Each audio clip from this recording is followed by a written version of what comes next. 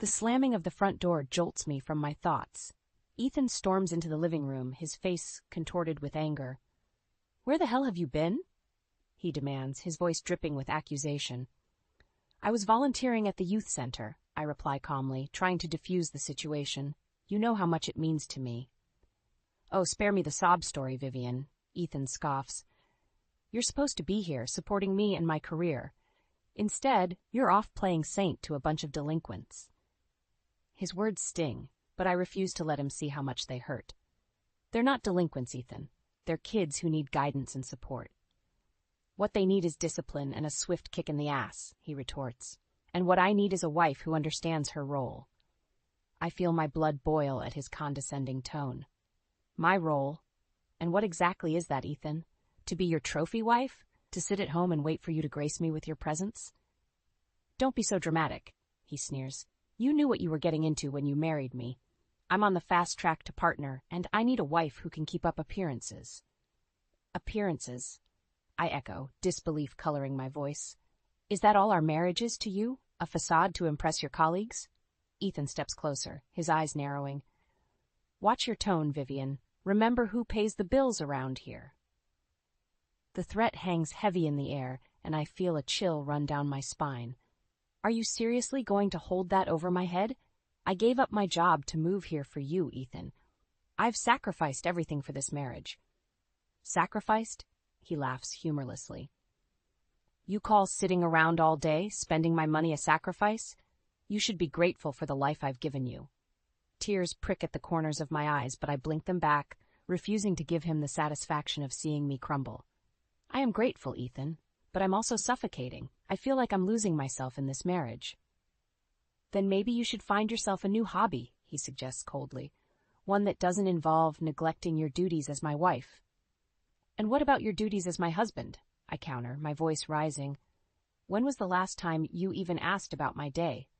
Or showed any interest in my life? Ethan's jaw clenches, and for a moment I think he might actually hear me. But then he shakes his head, his expression hardening. I don't have time for this, Vivian. I have a career to focus on. If you can't handle that, then maybe we need to reevaluate this marriage. With that, he turns on his heel and stalks out of the room, leaving me standing there, my heart in pieces. I sink onto the couch, my mind reeling. How did we get here? How did the man I fell in love with turn into this cold, calculating stranger? I think back to the early days of our relationship, when Ethan was attentive and loving. We met at a charity event, both passionate about making a difference in the world. He swept me off my feet with his charm and ambition, and within a year we were married. But somewhere along the way, his career took precedence over everything else. And now, I'm left wondering if there's anything left of the marriage I thought we had. 2 years into our marriage, Ethan comes home with a bombshell announcement. I've been offered a partnership at a law firm in Los Angeles, he declares, a triumphant grin on his face. I stare at him, my heart sinking. Los Angeles? But what about my job, Ethan? My students? Come on, Vivian, he cajoles. This is a once-in-lifetime opportunity. You can always find another teaching job in L.A. It's not that simple, I argue, my voice strained. I've built a life here, Ethan. I have roots in this community. Ethan's smile fades, replaced by a look of annoyance. I thought you'd be happy for me, Vivian. This is a huge step up for us. For you, maybe, I counter. But what about what I want? What about my dreams? Dreams? He scoffs. You're a high school teacher, Vivian. How far do you think that's going to take you? His words cut deep, and I feel my eyes sting with tears. I can't believe you just said that. Teaching is my passion, Ethan. It's not just a job to me. Ethan sighs, running a hand through his hair. Look, I didn't mean it like that, but this is a once-in-a-lifetime chance, Vivian. We can't pass it up. I know he's right, but the thought of leaving everything behind feels like a knife twisting in my gut. Fine, I relent, my voice barely above a whisper. I'll take a sabbatical from teaching. Ethan's face lights up, and he pulls me into a hug. You won't regret this, Vivian. I promise. But as we pack up our life and prepare for the move, I can't shake the feeling that I'm making a terrible mistake. The day of the move arrives, and I find myself surrounded by boxes, my childhood home stripped bare.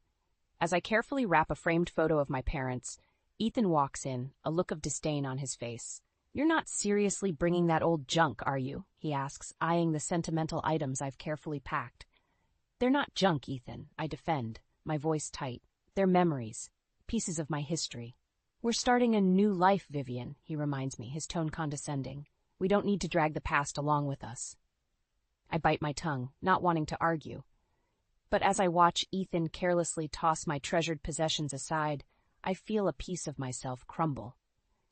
We arrive in Los Angeles, and Ethan ushers me into our new home, a sleek, modern, high-rise apartment with floor-to-ceiling windows overlooking the city.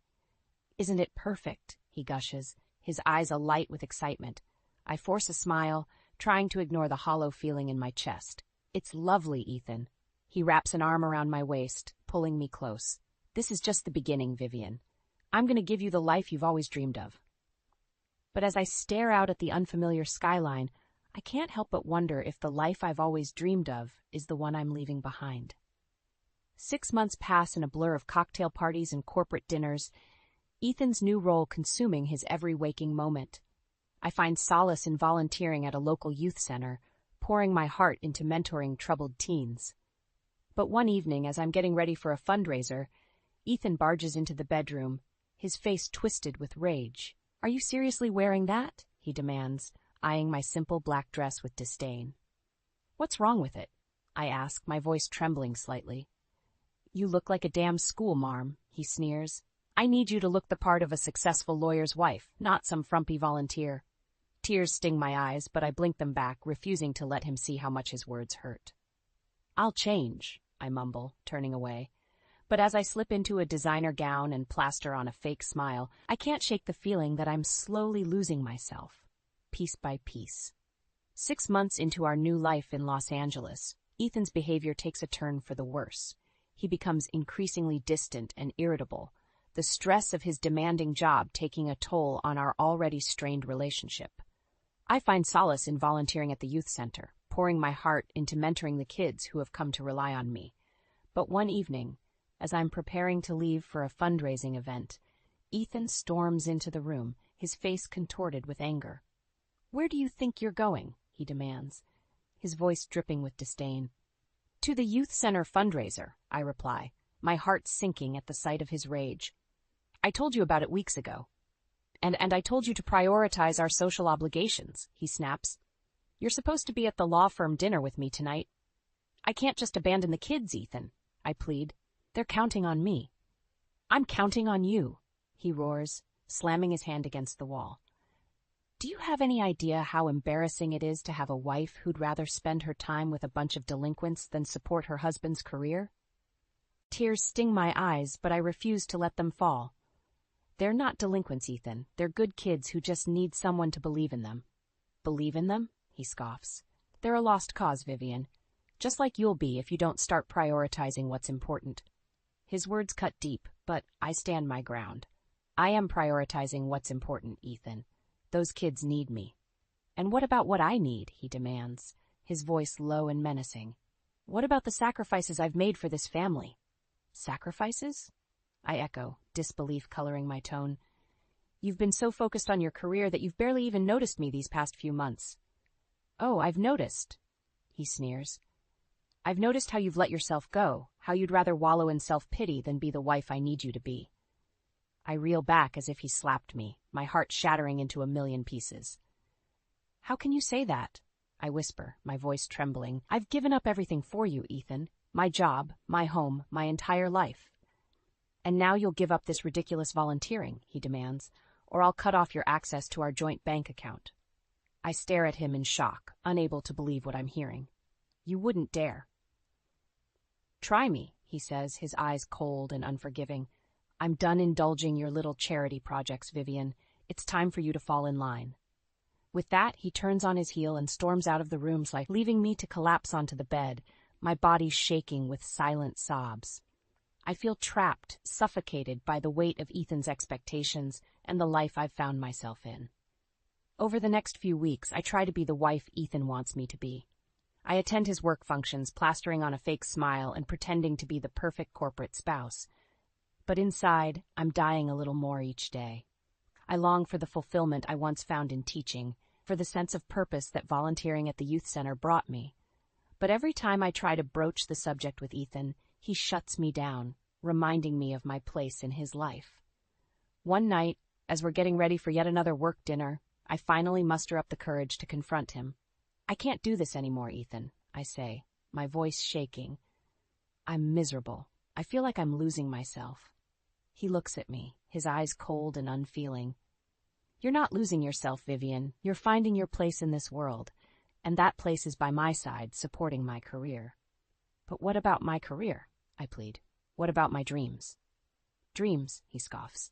"Grow up, Vivian. It's time to face reality. This is your life now, and the sooner you accept that, the better off we'll both be."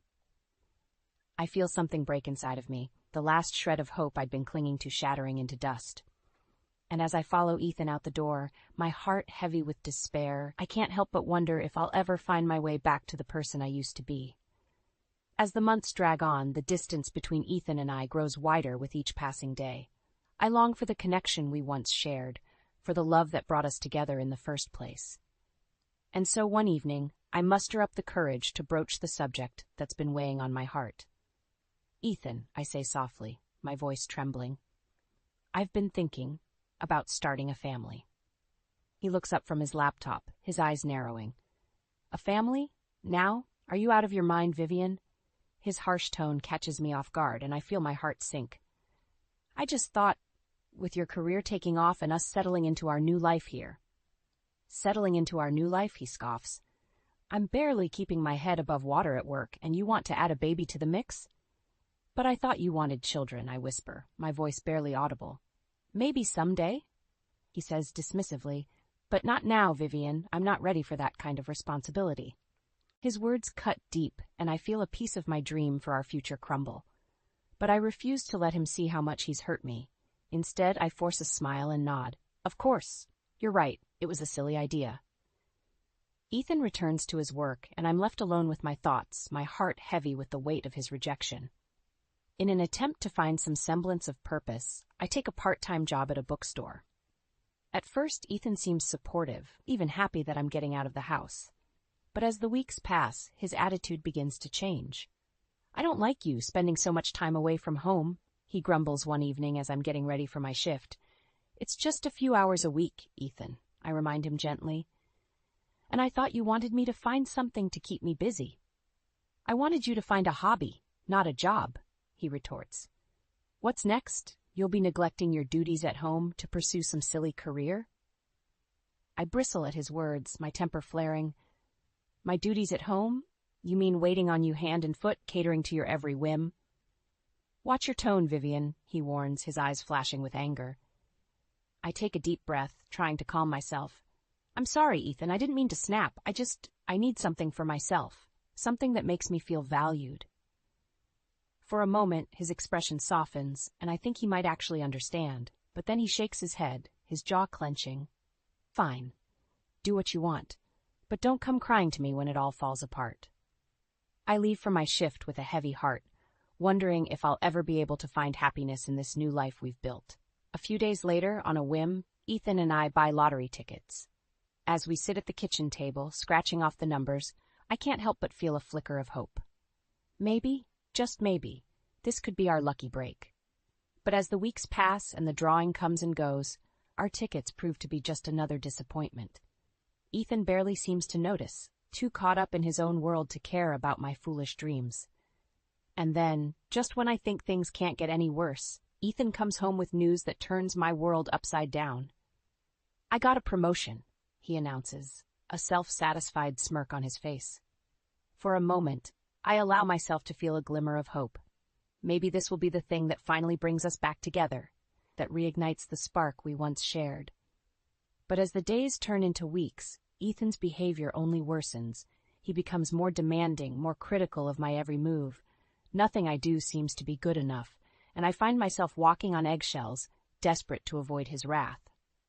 Late one night, as I lie awake in bed, listening to Ethan's steady breathing beside me, I can't help but wonder how we got here, how the man I once loved could have turned into such a monster. And as I stare up at the ceiling, my heart heavy with the weight of my own misery, I know one thing for certain. Something has to change. I can't keep living like this. I just don't know how much more I can take. Ethan's promotion seems to have only fueled his ego, and his treatment of me reaches new lows. One evening, he comes home late from work, reeking of alcohol and expensive perfume. "Where have you been?" I ask, trying to keep my voice steady. "Out with clients," he slurs, stumbling into the living room. "Not that it's any of your business." I feel a flare of anger at his dismissive tone. "It is my business, Ethan. I'm your wife." He laughs, a cruel, mocking sound. "Wife? Please. You're nothing but a burden, Vivian, a millstone around my neck." His words hit me like a physical blow, and I reel back, my eyes stinging with tears. "How can you say that? After everything I've done for you, for our marriage." "What have you done exactly?" he sneers. "Quit your job, abandoned your friends, moved across the country for me? You should be thanking me for giving you a purpose in life." I shake my head in disbelief, unable to comprehend the venom in his voice. "A purpose? You've taken everything from me, Ethan. My career, my dreams, my sense of self-worth." "Oh, spare me the pity party," he scoffs. "You're just jealous of my success. Jealous that I've made something of myself while you've been content to sit at home and play the martyr." "Jealous?" I echo, my voice rising. "I'm not jealous of your success, Ethan. I'm disgusted by what it's turned you into." He takes a step towards me, his eyes flashing with anger. "Watch yourself, Vivian. You don't want to push me too far." But I'm too far gone to heed his warning. "Or what? You'll leave me? Go ahead. I'd rather be alone than spend another minute with a man who treats me like dirt." For a moment he looks stunned, as if he can't believe I've dared to stand up to him. But then his face twists into a sneer, and he leans in close, his breath hot against my cheek. "You're nothing without me, Vivian. Nothing. And if you even think about leaving, I'll make sure you regret it for the rest of your miserable life." With that, he turns on his heel and storms out of the room, leaving me trembling in his wake. I sink onto the couch, my head in my hands, and let the tears come. How did I let things get this bad? How did I let myself become so weak, so dependent on a man who clearly doesn't love me? As I sit there, lost in my own misery, my phone buzzes with an incoming text. I glance at the screen, expecting to see a message from Ethan, but instead, I find myself staring at a name I don't recognize. Natalie. My heart stops. Who is Natalie? And why is she texting my husband at this hour of the night? With shaking hands, I open the message, my eyes widening as I read the words on the screen. "I had a great time tonight, Ethan. Can't wait to see you again soon. XOXO." I feel like I've been punched in the gut. Ethan is cheating on me. The late nights, the distant behavior, the cruel words. It all makes sense now. I confront him the moment he walks through the door, my voice shaking with anger and betrayal. "Who is Natalie, Ethan? And don't you dare lie to me." He looks at me, his eyes cold and unfeeling. "She's a colleague, a friend. Not that it's any of your business." "A friend," I echo, my voice rising.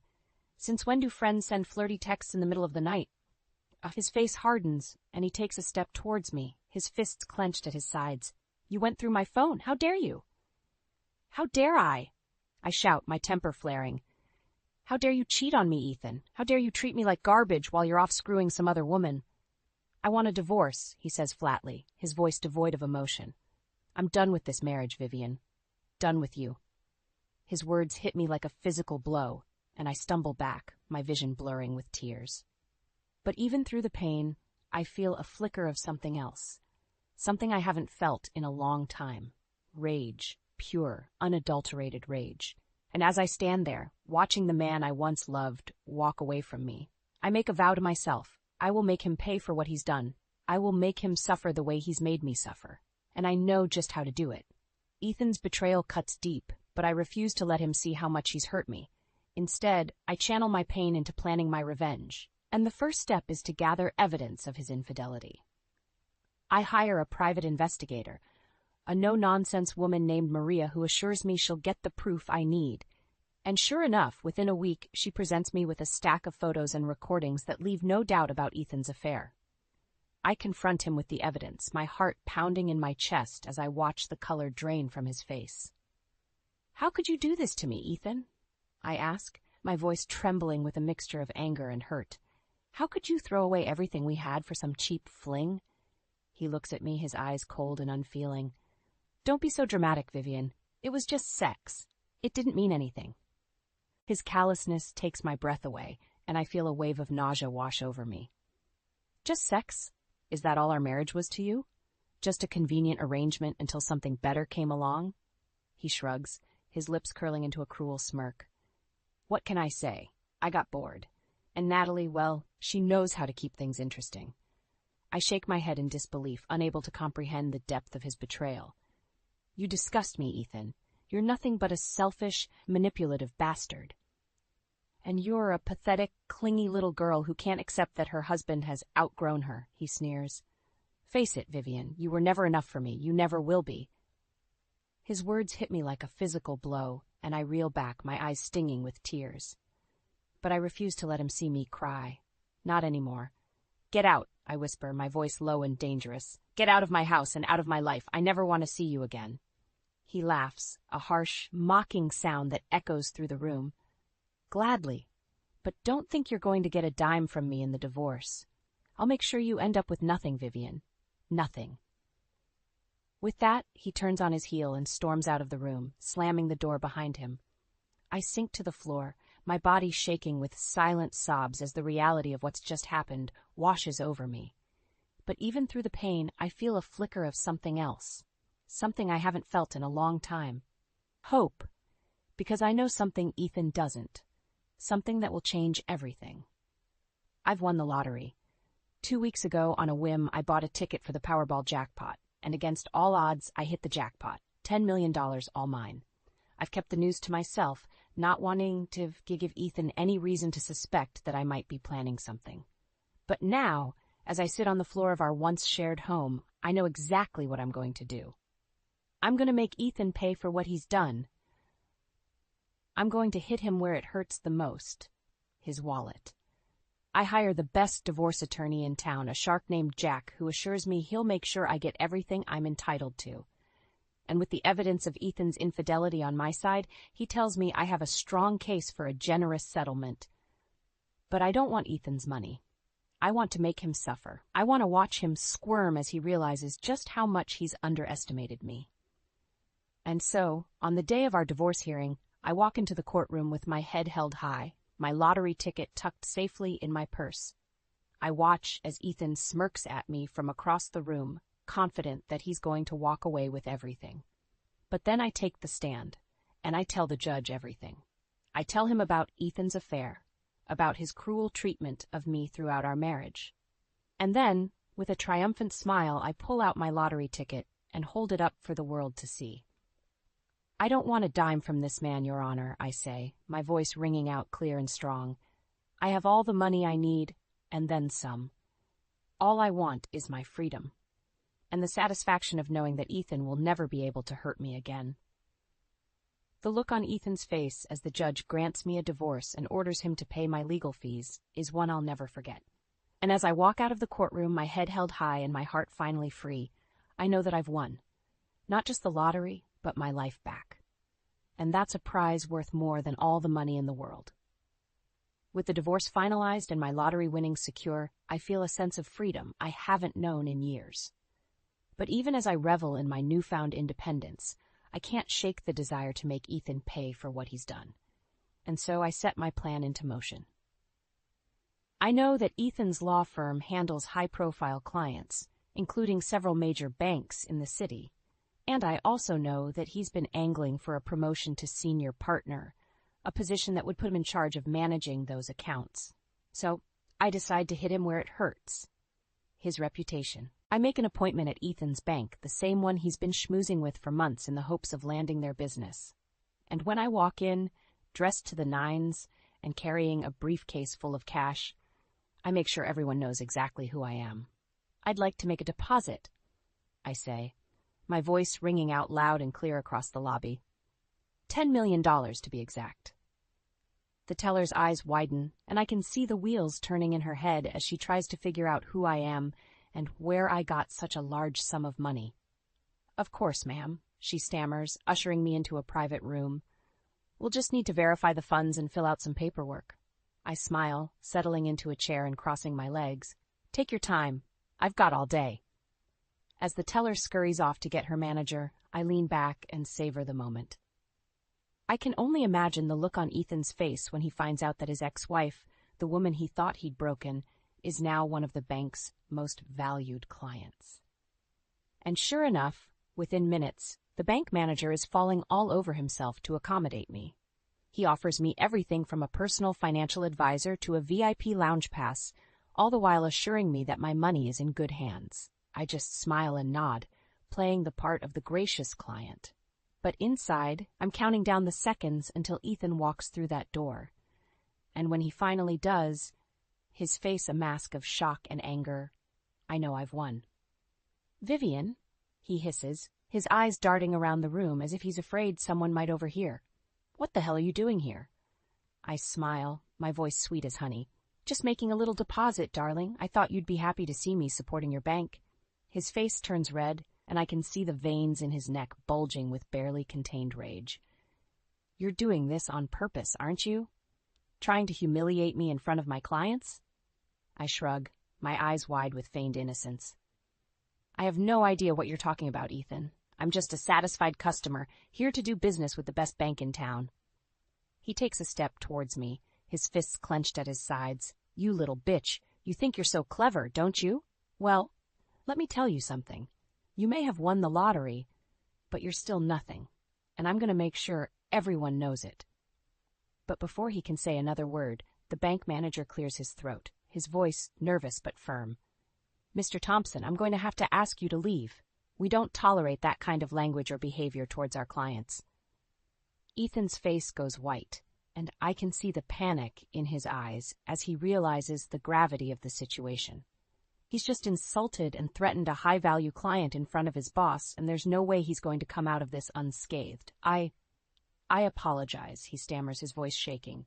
"I didn't mean—" But it's too late, the damage is done, and as he's escorted out of the room by security, his head hanging in shame, I feel a rush of triumph that's almost intoxicating. I've hit Ethan where it hurts the most, his ego, and I know that this is just the beginning. He may have taken everything from me, but now I'm the one holding all the cards, and I'm going to make damn sure he never forgets it. News of Ethan's outburst at the bank spreads like wildfire, and within days he's facing disciplinary action from his firm. His clients start to pull their accounts, and his once promising career begins to crumble before his eyes. I watch from afar, savoring every moment of his downfall. But even as I revel in my revenge, I can't help but feel a twinge of something else, something that feels suspiciously like regret. And then one day I receive a phone call that changes everything. "Vivian?" Ethan's voice is weak, broken. "I need to see you, please." I hesitate, my heart pounding in my chest. Part of me wants to hang up, to leave him to wallow in his own misery. But another part of me, the part that once loved him, can't resist the plea in his voice. "Fine," I say, my voice cold. "But make it quick." We meet at a coffee shop near my old apartment, a place we used to frequent in happier times. Ethan looks like a shell of his former self, his eyes bloodshot and his skin pale. "I'm sorry," he says, his voice barely above a whisper, "for everything. I know I can't take back what I did, but I need you to know that I'm truly deeply sorry." I stare at him, my heart twisting in my chest. I want to believe him, to forgive him, but I can't. Not after everything he's put me through. "It's too late, Ethan," I say, my voice trembling. "You had your chance, and you blew it. I'm done being your punching bag." He nods, his eyes filling with tears. "I know, and I don't expect you to forgive me, but I need you to know that I'm going to get help. I'm going to be a better man, even if it's too late for us." I feel a lump rising in my throat, and I swallow hard. "I hope you do, Ethan, for your sake and for the sake of anyone else who might cross your path." He looks at me, his eyes searching mine. "What about you, Vivian? What are you going to do now?" I take a deep breath, my mind racing with possibilities. And then, suddenly, I know exactly what I want to do. "I'm going to start a foundation," I say, my voice growing stronger with each word. "A foundation that helps women like me, women who have been beaten down and broken by men like you. I'm going to use my money to make a difference, to help others find their strength and their voice." Ethan stares at me, his eyes wide with surprise. That's amazing, Vivian. I'm proud of you." I nod, my heart swelling with pride. I'm proud of me too, Ethan, and I'm done letting you or anyone else dictate my worth. We part ways soon after, and as I walk out of the coffee shop, I feel a sense of peace wash over me. I know that I'll never forget what Ethan did to me, but I also know that I'm stronger because of it. And as I set to work on my foundation, pouring my heart and soul into helping other women find their power, I realize that this is what I was meant to do all along. I may have started out as a victim, but now I'm a survivor, and I'm going to make damn sure that no one ever forgets it. Months turn into years, and as my foundation grows and thrives, I find myself back in my hometown, teaching at the same high school where I started my career. I'm happy now, truly happy. I've found my purpose, my calling, and I know that everything I went through, every moment of pain and heartbreak was worth it to get me to where I am today. I may not have the perfect life, but I have a life that's all my own. And that's more than enough for me. As I stand in front of my classroom looking out at the eager faces of my students, I can't help but smile. I know that I'm exactly where I'm meant to be, doing exactly what I'm meant to do, and no one, not even Ethan, can take that away from me. Lily, $100 a month for groceries should be more than enough. If you can't make that happen, we'll just call it quits. Matt's words hung in the air like a bad smell. I stared at him, feeling a cold disbelief wash over me. "You've got to be kidding me," I said, trying to keep my voice steady. "No joke." He leaned back in his chair, arms crossed, a smug smile playing at his lips. "Prove you're not that useless, Lily, or we're done." I clenched my fists, fighting the urge to scream. This was the man I'd married? My husband of 5 years? I took a deep breath, the anger coursing through me like wildfire. "Fine," I said, finally managing to speak. "I'll do it." Matt shrugged as if it were no big deal. "Good luck with that," he said, already turning his attention back to his laptop. I walked to the kitchen, his words echoing in my head. Useless. The man who used to praise my cooking, who loved every meal I put on our table, now reduced me to this? I grabbed a notepad and started jotting down meal ideas, my mind racing with determination. That night, as I lay in bed beside Matt, I stared at the ceiling. He was already asleep, completely unbothered by his cruel ultimatum. I replayed our conversation, every word a dagger to my heart, and something inside me shifted. This challenge wasn't just about groceries. It was a test of my worth, a value he'd callously questioned. I wasn't going to let him win. The next morning, I woke up early and headed to the store with my notebook in hand. I had a list, carefully planned out to stretch every dollar. As I walked through the aisles, I felt a strange mix of rage and resolve fueling my steps. "I'll show him," I muttered under my breath, reaching for the discounted vegetables. By the time I returned home, I was exhausted but determined. I pulled out my phone and started filming. "Hey everyone, it's Lily. Today we're tackling an impossible challenge, a month's worth of groceries on $100. As I chopped and cooked, I felt the knot in my chest begin to ease. The camera became my confidant. I shared recipes, tips, and tricks, pouring my heart into every post. The notifications soon started to ping. Comments, likes, new followers, total strangers cheering me on in this absurd quest. When Matt walked into the kitchen that evening, I was plating dinner. "Smells good," he said, eyeing the meal with a rare hint of approval. I didn't answer. I was too fired up, too focused on proving him wrong through every flavorful bite. As days turned into weeks, my online community grew. Each meal I managed under the budget felt like a victory, not just over Matt's challenge, but over his belittling judgment. The more successful I became online, the more I realized how much I had let myself be defined by his cruel standards. And so, with each dish and every supportive comment from my newfound followers, I built my own fortress of resilience, one recipe at a time. It wasn't just about saving money anymore. It was about reclaiming my worth, about showing Matt, and more importantly myself, that I was far from useless. Sitting at the kitchen table, I flipped through an old photo album. The early days with Matt. Smiles, laughter, shared dreams. My fingers traced our wedding picture, pausing as the memories flooded in. "It's hard to believe we were so happy once," I murmured to myself. Our first date had been at a small Italian restaurant. Matt had been charming, attentive, hanging on to my every word. "You have an amazing smile, Lily," he had said, eyes twinkling under the dim lights. I had blushed, feeling special and truly seen. "Thank you, Matt," I I really like you, I had replied, shy but excited about the possibilities. Back then, he appreciated everything I did at home. This lasagna is incredible, Lily. You spoil me, he'd say, wrapping me in a warm embrace. Those moments felt distant now, like scenes from a movie that had long since ended. I shook off the nostalgia and stared at my camera. My growing hobby on social media had become my refuge. Hey everyone, it's Lily again. Today I'm sharing my favorite lasagna recipe, affordable and delicious, I said, starting the recording. Cooking had always been my joy, and sharing it on social media was a way to reclaim a piece of myself. As I cooked, memories of Matt and me laughing in the kitchen played in my mind. He used to help me chop vegetables, sneaking kisses in between.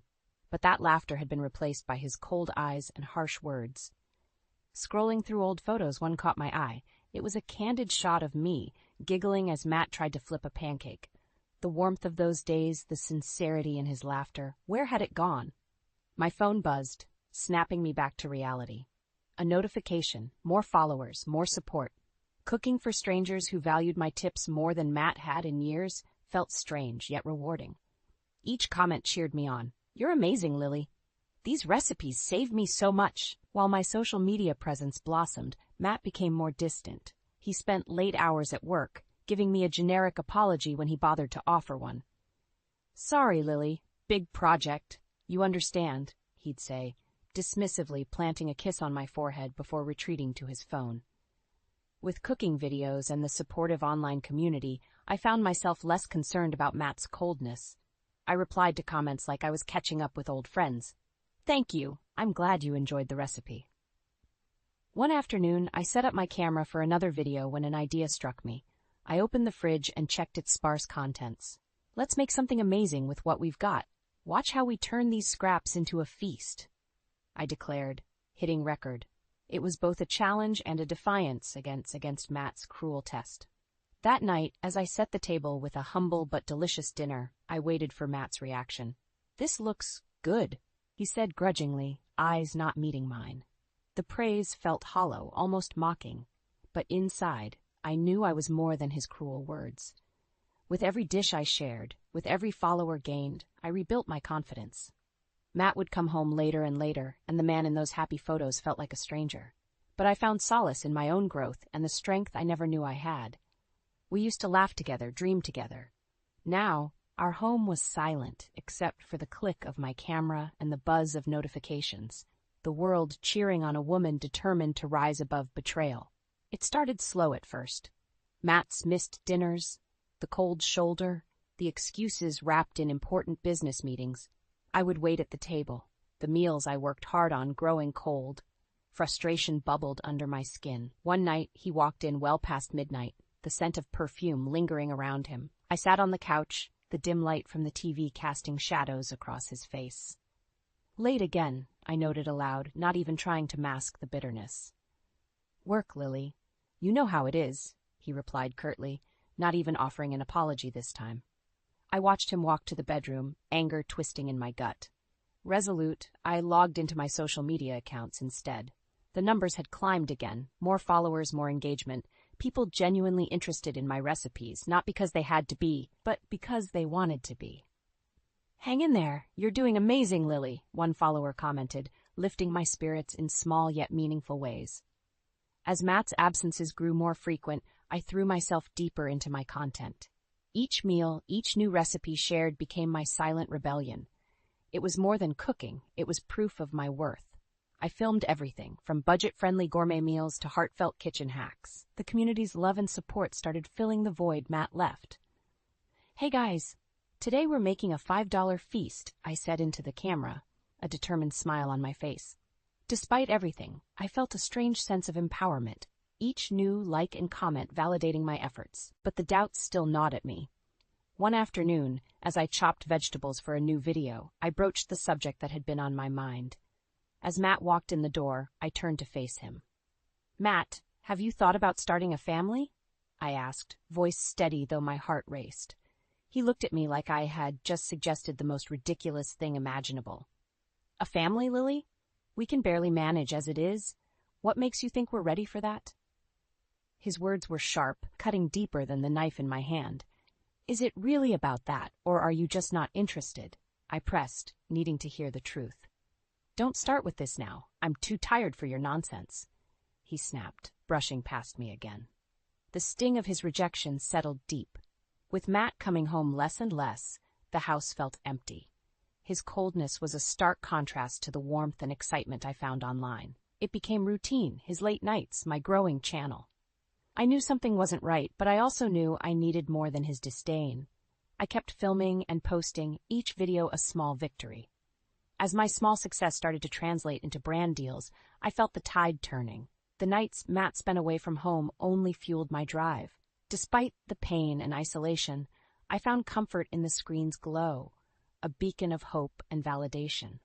Little did Matt know, his neglect and cruelty were pushing me toward something stronger. His distance gave me room to grow, to prepare for what was coming next. With every new follower and every night spent alone, I found resilience I never knew I had. I was on the brink of uncovering Matt's true nature, and when I did, he'd see just how strong I had become. Another day, another challenge. This would be the third week since Matt dropped the bomb with his ultimatum, and my spirits were oddly high.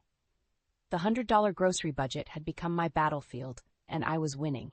I prowled the aisles of the supermarket looking for deals, comparing prices. People might say it's impossible, but I'd managed to stretch every dollar. I picked up a pack of chicken thighs, discounted and perfect for multiple meals. When I returned home, I set up my camera. Hey everyone, today we're making 3 meals out of this pack of chicken. Can we do it? Of course we can.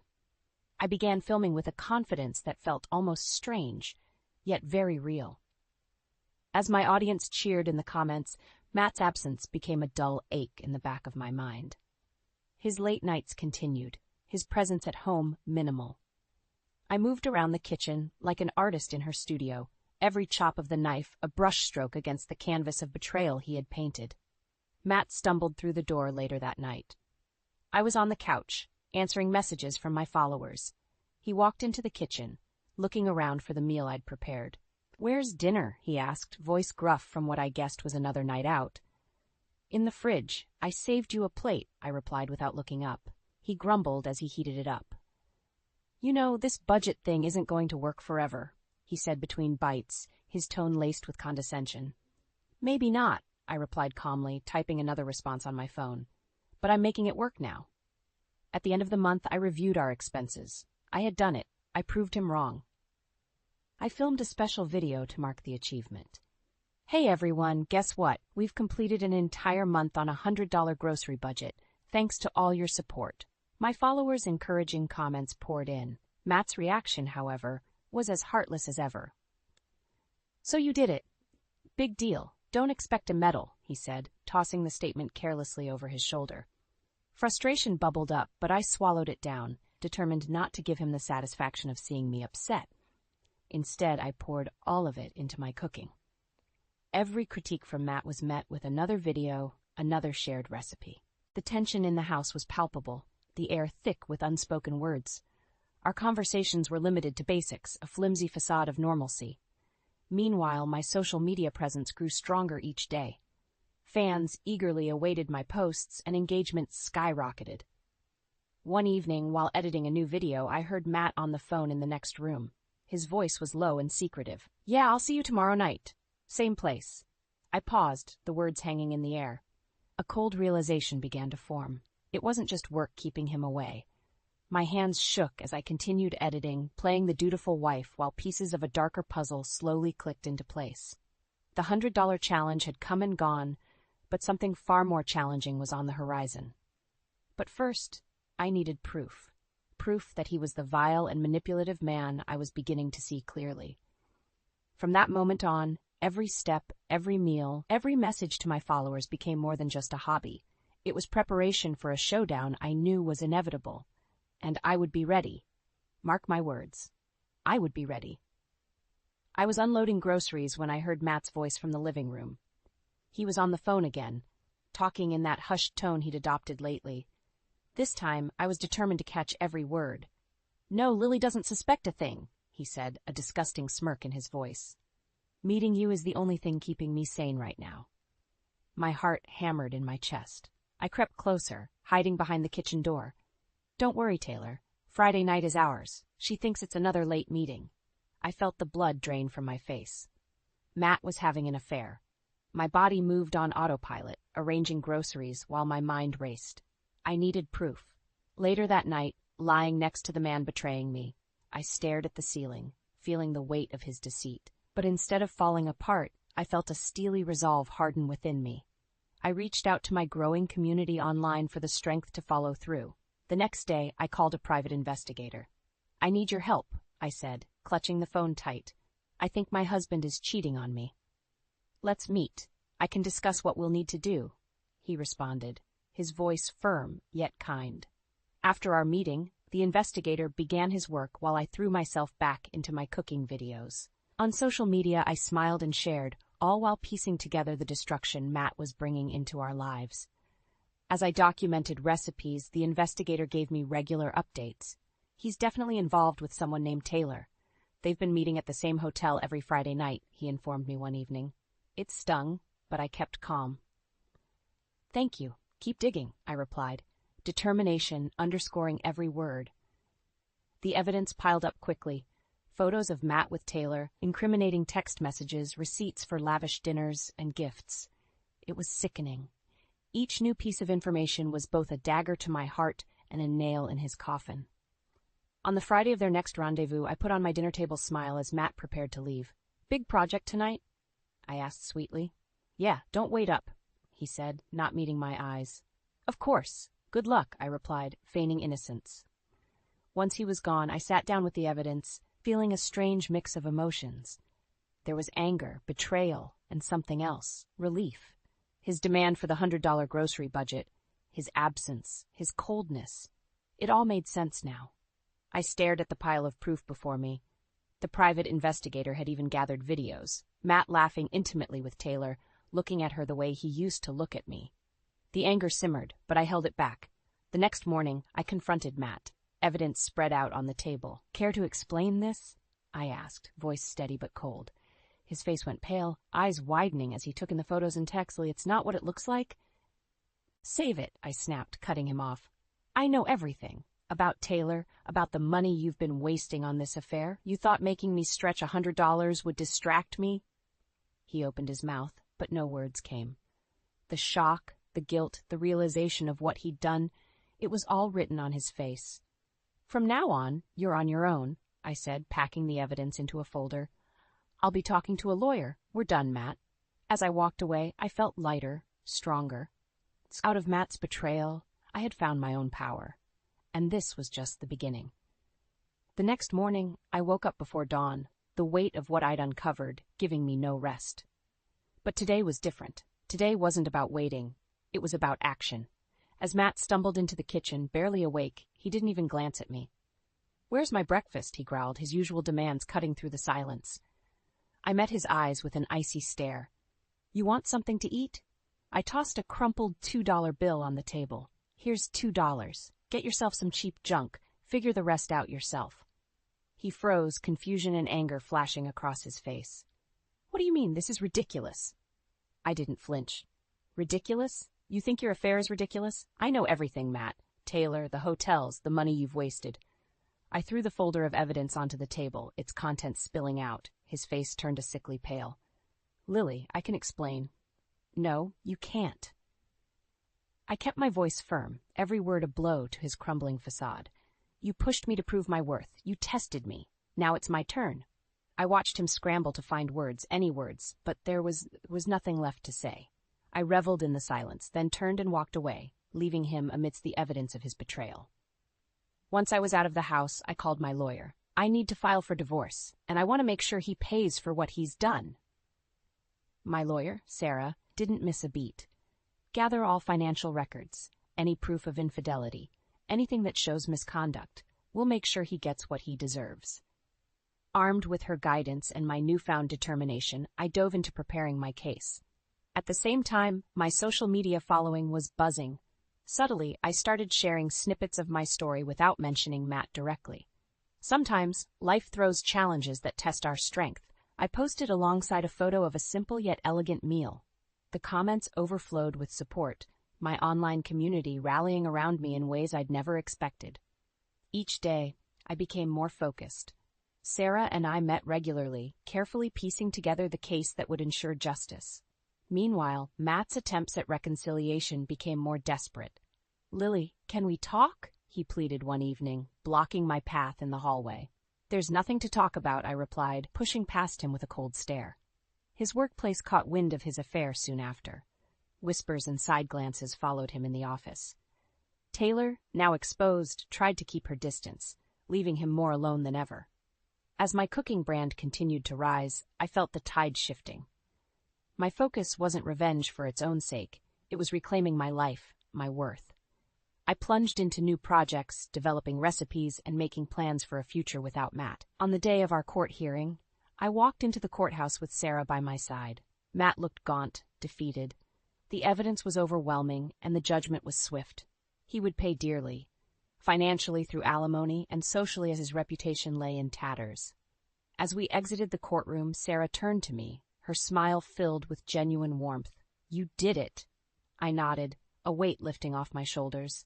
This is just the beginning. Walking out of the courthouse, I felt an unfamiliar lightness.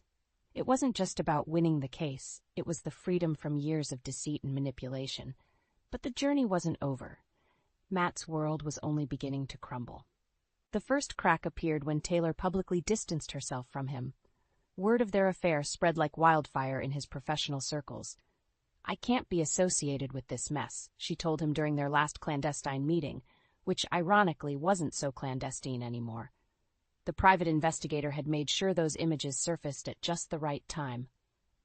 Matt staggered into the house late that evening, a shadow of his former self. "Lily, please. Can we talk?" His voice was strained, desperate. I glanced at him with detached indifference. "We have nothing left to discuss. You made sure of that." He tried to approach, but I stepped back, a barrier he couldn't cross. He was imploding, and for the first time I felt nothing but a cold, distant satisfaction. That night, I posted a new video, my mind whirling with new ideas. "Hey everyone, today's recipe is all about fresh starts and new beginnings. Let's make something amazing."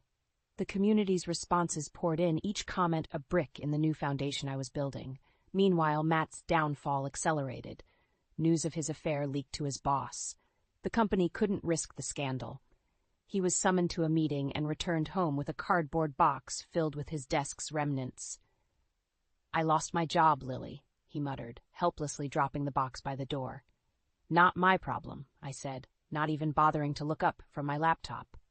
I was deep into planning my next online event, a cooking class live stream that was already attracting sponsors. Days turned into weeks, each one worse for Matt. Without his job, his income plummeted. The judgment from the court added a financial strain he couldn't handle alone. His so-called friends vanished, each slipping away to avoid the mess he had become.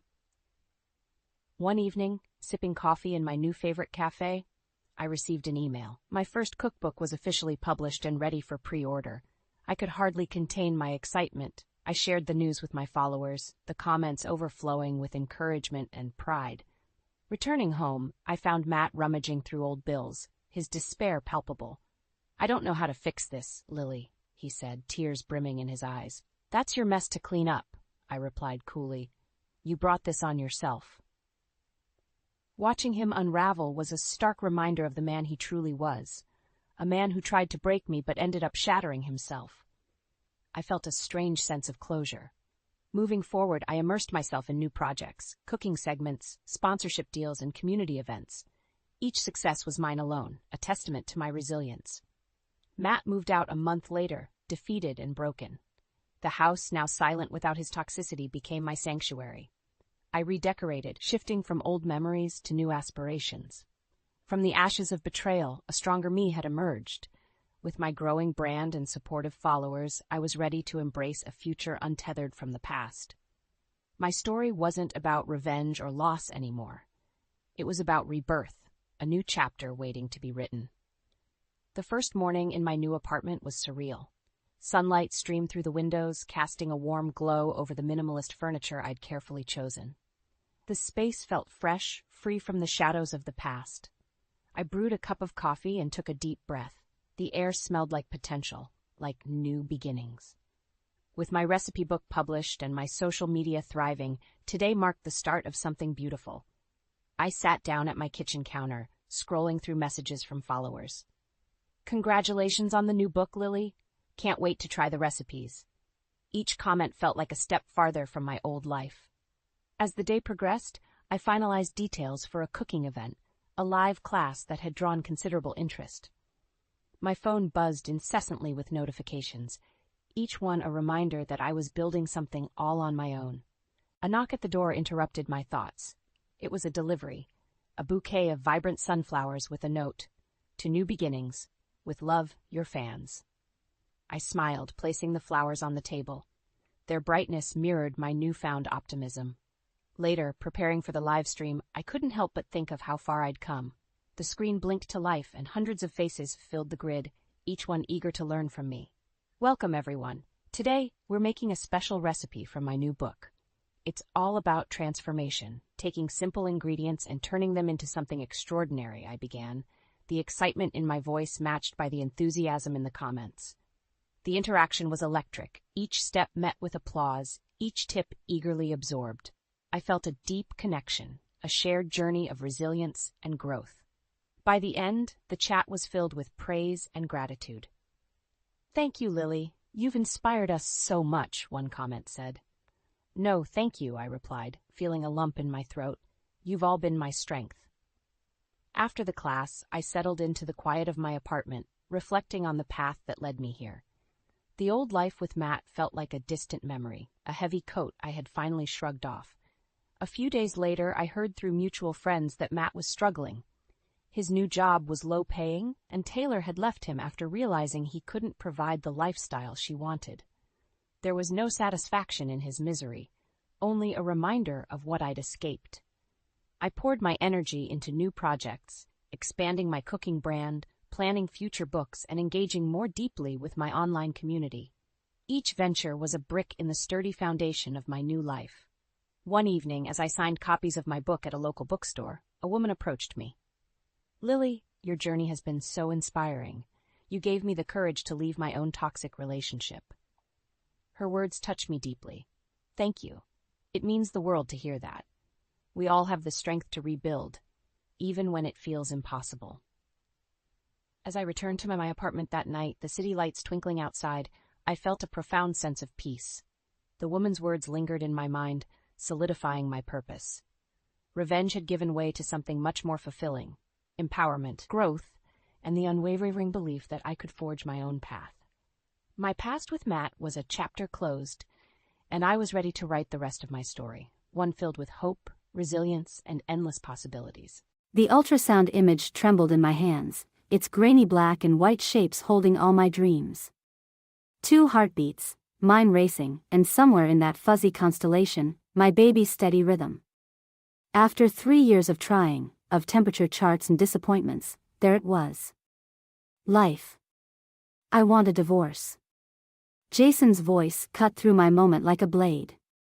I looked up from the image, certain I'd misheard. My husband stood by our bedroom window, his back to me, shoulders rigid beneath his expensive suit. "What did you say?" "You heard me, Fiona." He turned, and I saw nothing of the man I'd married in his eyes. I never wanted this. Any of it. The image crumpled slightly in my grip. Any of what? A baby. A family. This whole domestic fantasy you've been chasing. He gestured vaguely at our bedroom, at the home we'd built together. I played along because it made you happy, but I can't do it anymore. My throat closed up. Played along? For 8 years? Look, I've got a chance at partnership. Real partnership, not just senior associate. I can't be tied down with a kid right now. It's not in my plans. I pressed my hand against my still flat stomach. Our child isn't in your plans? Don't make this harder than it needs to be. He loosened his tie, a nervous habit I'd once found endearing. I've already talked to my lawyer. You can keep the house. I'll pay support, whatever's fair. But I'm done playing house. The room spun slightly. I sat on the edge of our bed, the same bed where we'd made this baby, where he'd held me through failed attempts and crushing disappointments. When what? When did you decide our marriage was just playing house? He checked his watch, impatient. Does it matter? The papers will be ready tomorrow. I'm staying at the Marriott until I find a place. Tomorrow? The word came out as a whisper. You've planned this. Of course I planned it. I'm not an idiot. He grabbed a pre-packed suitcase from the closet, one I hadn't even noticed was there. I knew you'd get emotional about this. Emotional. Like my feelings were an inconvenience, a feminine weakness he had to manage. I smoothed out the ultrasound image, trying to focus on that tiny heartbeat. Who is she? His pause told me everything. That's not important. 8 years of marriage, and you can't even give me the truth? Fine. Her name is Lily. She understands my ambitions. She doesn't need this. He waved at me, at my stomach, at our life together. I stood up, surprising myself with how steady my legs felt. Get out. Fiona. Get out. Each word was a bullet.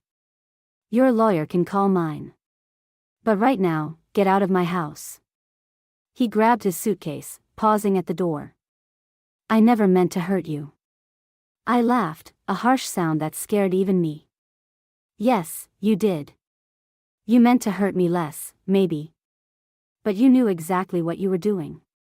After he left, I sat in the silence of our bedroom, my bedroom now, and looked at the ultrasound again. My baby. My child. The tears finally came, but with them came something else, steel in my spine, ice in my veins. It's just us now, little one, I whispered to the image. But I promise you this, you will never doubt that you're wanted. You will never wonder if you're enough. And your father? I took a deep breath. Your father will learn that some games have consequences. I placed the ultrasound on my nightstand and picked up my phone. My parents would be my first call. They'd always warned me about Jason's charm hiding something darker. Then my lawyer. Then my doctor. I had a life to rebuild, and a child to protect. The game wasn't over. It was just beginning. My parents' kitchen smelled exactly as it had when I was a child: cinnamon, coffee, and my mother's endless supply of fresh-baked bread. The familiar scent should have been comforting. Instead, it made my throat tight with unshed tears. He did what? My father's coffee cup hit the table hard enough to splash.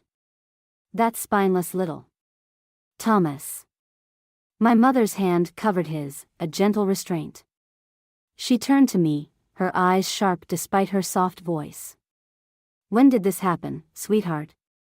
Yesterday. I traced the wood grain of their kitchen table, the same one I'd done my homework on decades ago. He had it all planned out. Lawyer, new apartment, everything. And the baby?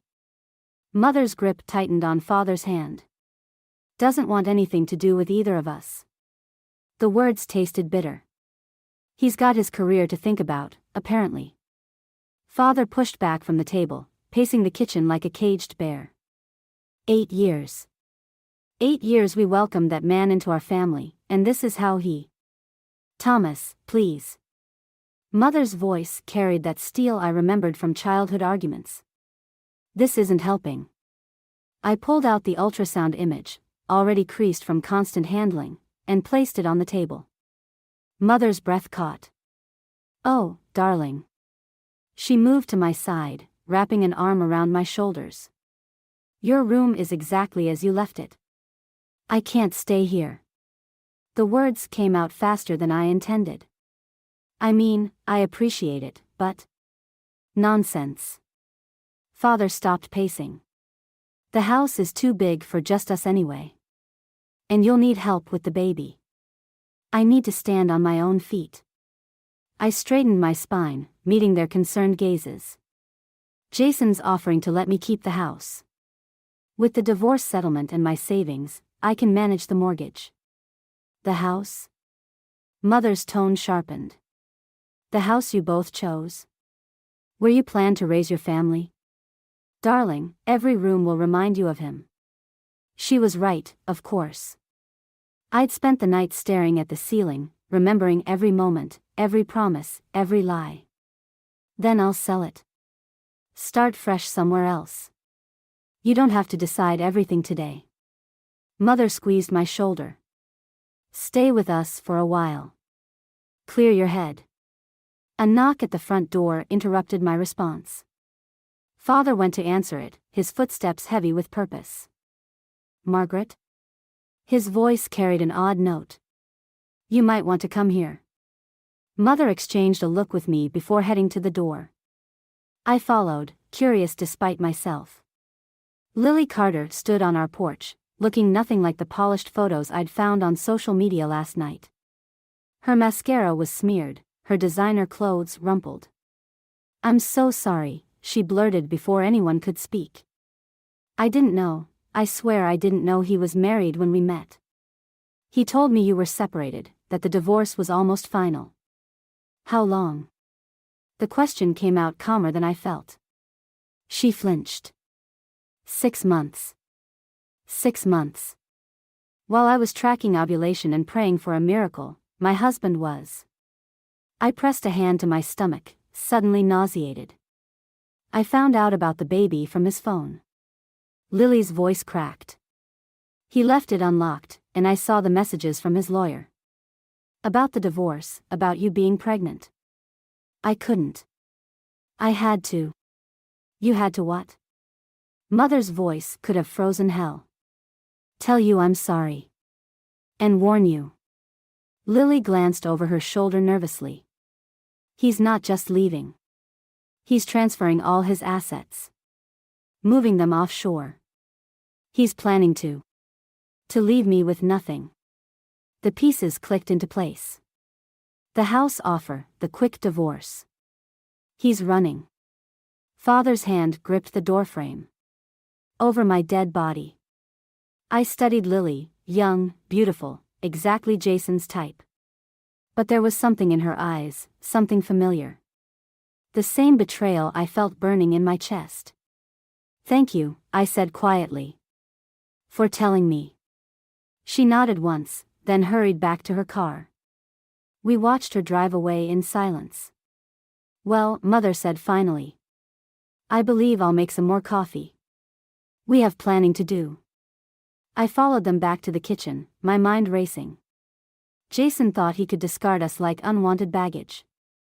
He was about to learn how wrong he was. The game wasn't just beginning. It was changing entirely. The box of memories sat on my bedroom floor like a time bomb. 8 years of photographs, letters, and mementos, all lies wrapped in pretty paper. My hands shook as I lifted the lid. My phone buzzed. Another message from Jason's lawyer. I ignored it, just like I'd ignored the last 6. Let them wait. I had more pressing matters to attend to. The first photo showed our wedding day. Jason's perfect smile, my radiant happiness. I remembered the photographer commenting on how photogenic we were, how in love we looked. Now I could see what I'd missed then, the calculated gleam in Jason's eyes, the way his hand gripped my waist like a possession. The doorbell rang. I ignored that too. Deeper in the box, I found the fertility clinic receipts. 3 years of treatments, each one more expensive than the last. Each one paid for from my inheritance. While Jason's salary went to investing in our future. I wondered now what, or who, that future had really included. The doorbell rang again, more insistent this time. Go away.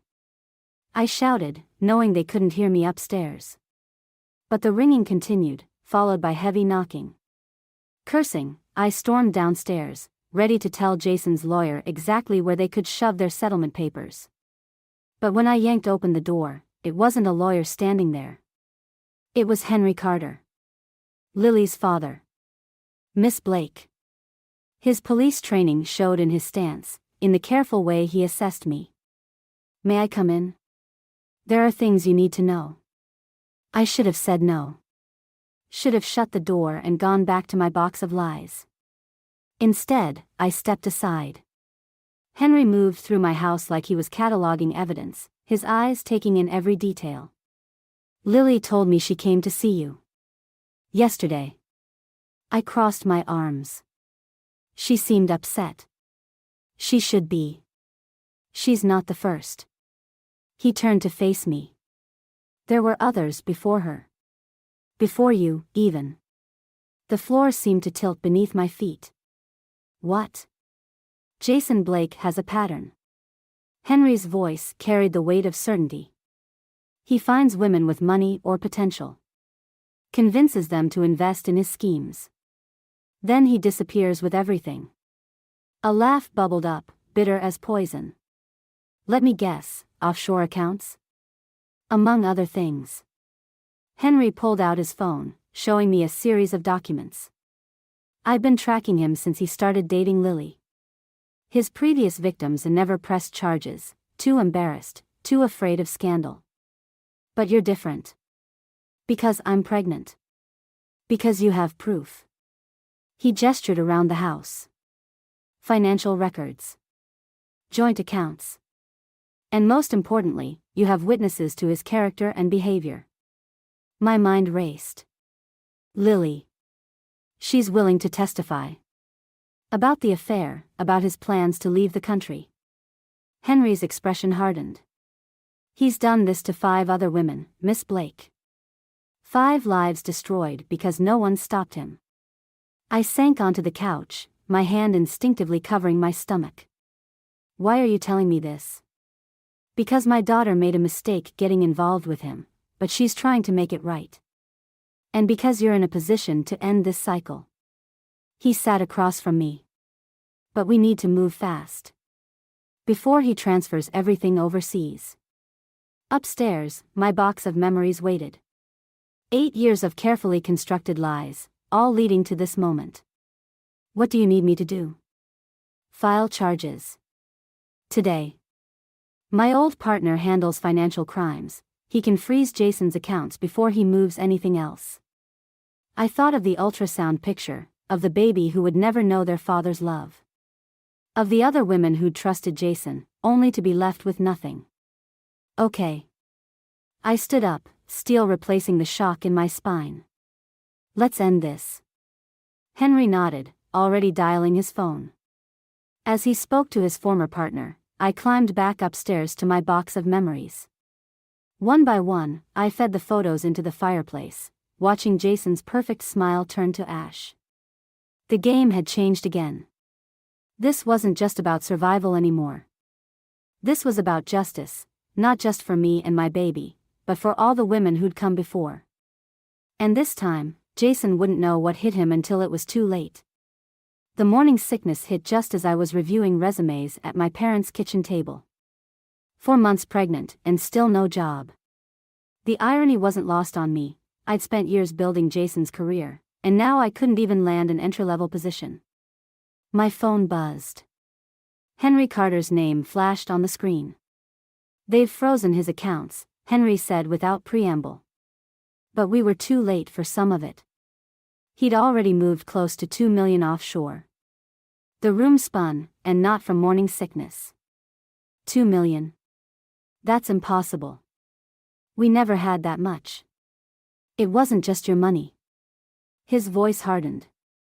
The other women, the investments he convinced them to make, he's been planning this for years. I gripped the edge of the table. What about the house? Mortgage to the hilt. He took out 3 equity loans in the past year alone. The perfect house, the perfect life, all built on quicksand. He knew. Even when we were trying for a baby, he knew he was leaving. A knock at the door interrupted Henry's response. My mother answered it, and I heard raised voices in the hallway. I need to go, I told Henry, ending the call as Jason stormed into the kitchen. What the hell did you do? His perfect facade had cracked, showing something ugly underneath. Do you have any idea what you've done? My mother appeared behind him, phone in hand. I'm calling the police. No. I stood, one hand protectively over my stomach. Let him speak. I want to hear his explanation. Explanation? Jason laughed, a harsh sound. You froze my accounts. Destroyed years of work. For what? Revenge? Justice. The word tasted sweet. For every woman you've conned. Every life you've ruined. His expression shifted, becoming the charming mask I'd fallen for years ago. Sweetheart, you don't understand. Those investments were legitimate. I was building something for us, for our future. Don't. My voice shook. Don't you dare pretend this was for us. Henry Carter showed me everything. Henry Carter? Jason's mask slipped again. What does Lily's father have to do with this? He's a retired detective. Specialized in financial crimes. I watched the color drain from Jason's face. Did you know that? Did you check before you started dating his daughter? You stupid bitch. He stepped toward me, hands clenched. You have no idea what you've done. My mother moved between us. Get out of my house. This isn't over. Jason's eyes locked on mine. You think you're protecting that baby? You've just made sure it'll grow up with nothing. Better nothing than your poison. The words came from somewhere deep inside, somewhere that had been silent too long. Better alone than raised by a liar and a thief. He reached for me, but another voice cut through the tension. Touch her, and it's assault charges on top of fraud. Henry Carter stood in the doorway, badge in hand. Your choice, Blake. Jason's arm dropped. He looked between us, calculating odds like he always did. Finally, he stepped back. You'll regret this, he said softly. Both of you. After he left, my legs gave out. I sank into a chair, trembling. Are you all right? Mother's hand was cool on my forehead. No. I looked up at Henry. But I will be. What happens now? Now? Henry sat across from me. Now we build a case. Every victim, every fraudulent investment, every false promise. It won't be easy. Some women won't want to come forward. But some will. I thought of Lily, of her smeared mascara and shaking hands. Some of us are tired of being victims. It could take months, Henry warned. Maybe years. I pressed my hand against my growing belly, feeling the flutter of movement. Then we better get started. This baby deserves to be born into a world where their father can't hurt anyone else. Mother squeezed my shoulder. We'll help. Whatever you need. I nodded, my mind already racing ahead. Jason thought he'd left me with nothing.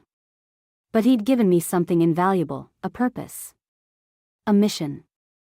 And I would see it through, not just for my child, but for every woman who'd trusted him and lost everything. The game wasn't just about survival anymore.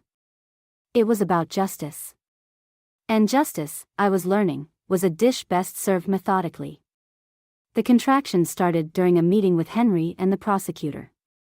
38 weeks pregnant, and my son chose this moment to make his entrance. Perfect timing, just like his father. We need to get you to the hospital, Henry said, already reaching for his keys. I gripped the edge of the conference table. Not yet. Finish telling me about the offshore accounts. The prosecutor, Sarah Chen, exchanged looks with Henry. The accounts can wait. No. Another contraction hit, stronger this time. Jason's hearing is tomorrow. I need to know everything. You need to have this baby, Henry countered. The hearing will proceed whether you're there or not. A sharp knock interrupted us. The door opened, revealing Lily, her face pale. He's gone. The room went silent. My contraction forgotten, I straightened. What do you mean, gone? Jason. Lily's voice cracked. He emptied our joint accounts this morning. Left a note saying he was sorry, that he never meant to hurt anyone. She laughed bitterly. As if that makes it better. The prosecutor shuffled through her papers. The court order. Doesn't matter. Lily tossed her phone onto the table. He's already out of the country. Dubai, probably. He always talked about Dubai. Another contraction ripped through me, this one bringing me to my knees. Through the haze of pain, I heard voices arguing, phones ringing, plans unraveling. Hospital, I gasped. Now. The next hours blurred together. Contractions, monitors beeping, nurses coming and going. My parents arrived, then Henry, then more lawyers. Through it all, one thought kept circling: Jason had won. Again. Push, the doctor ordered, and I did, channeling all my rage and frustration into bringing my son into the world. At 3:47 a.m., Oliver Thomas Blake announced his arrival with a cry that seemed to shake the walls. They placed him on my chest, this tiny person who'd been my anchor through the storm, and everything else fell away. "Hello, little one," I whispered. "I've been waiting for you." Hours later, when the room had quieted and my parents had gone home to rest, Henry appeared in the doorway. "You should be resting," he said, but his expression told me there was news. "Tell me." He sat heavily in the visitor's chair. Interpol flagged his passport in Singapore. He's moving money through shell companies, trying to stay ahead of the freeze orders. I looked down at Oliver, peaceful in his hospital bassinet. He planned this all along. The hearing, the negotiations, it was just buying time. Yes. Henry's voice softened. "I'm sorry, Fiona. We thought we had him cornered. Don't apologize." I touched Oliver's tiny hand, marveling at his perfect fingers. "We'll find him. It could take years. International cases. Then it takes years." Something shifted inside me, a resolve hardening into certainty. He thinks having a baby means I'll give up, that I'll be too busy with diapers and midnight feedings to pursue him. "Won't you be?" I met Henry's gaze. "Every night when I feed my son, I'll be planning. Every diaper I change will remind me why I'm fighting. And one day, when Oliver's old enough to understand, I'll tell him how his father tried to steal his future, and how we got it back." Henry studied me for a long moment. "This isn't just about the money anymore, is it?" It never was. I watched Oliver's chest rise and fall with his tiny breaths. "It's about justice. For every woman he betrayed, every child he abandoned. He doesn't get to win just because he ran." "What do you need from me?" "Everything you know about international finance law." I smiled, feeling stronger than I had in months. "And maybe some coffee. We have work to do." Henry nodded, understanding dawning in his eyes. "I'll make some calls."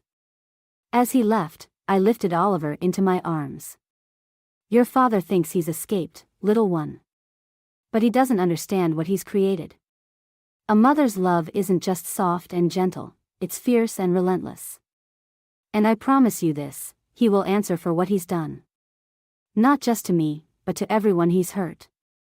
Oliver yawned, oblivious to the weight of the moment. But I felt it, this turning point where grief transformed into purpose.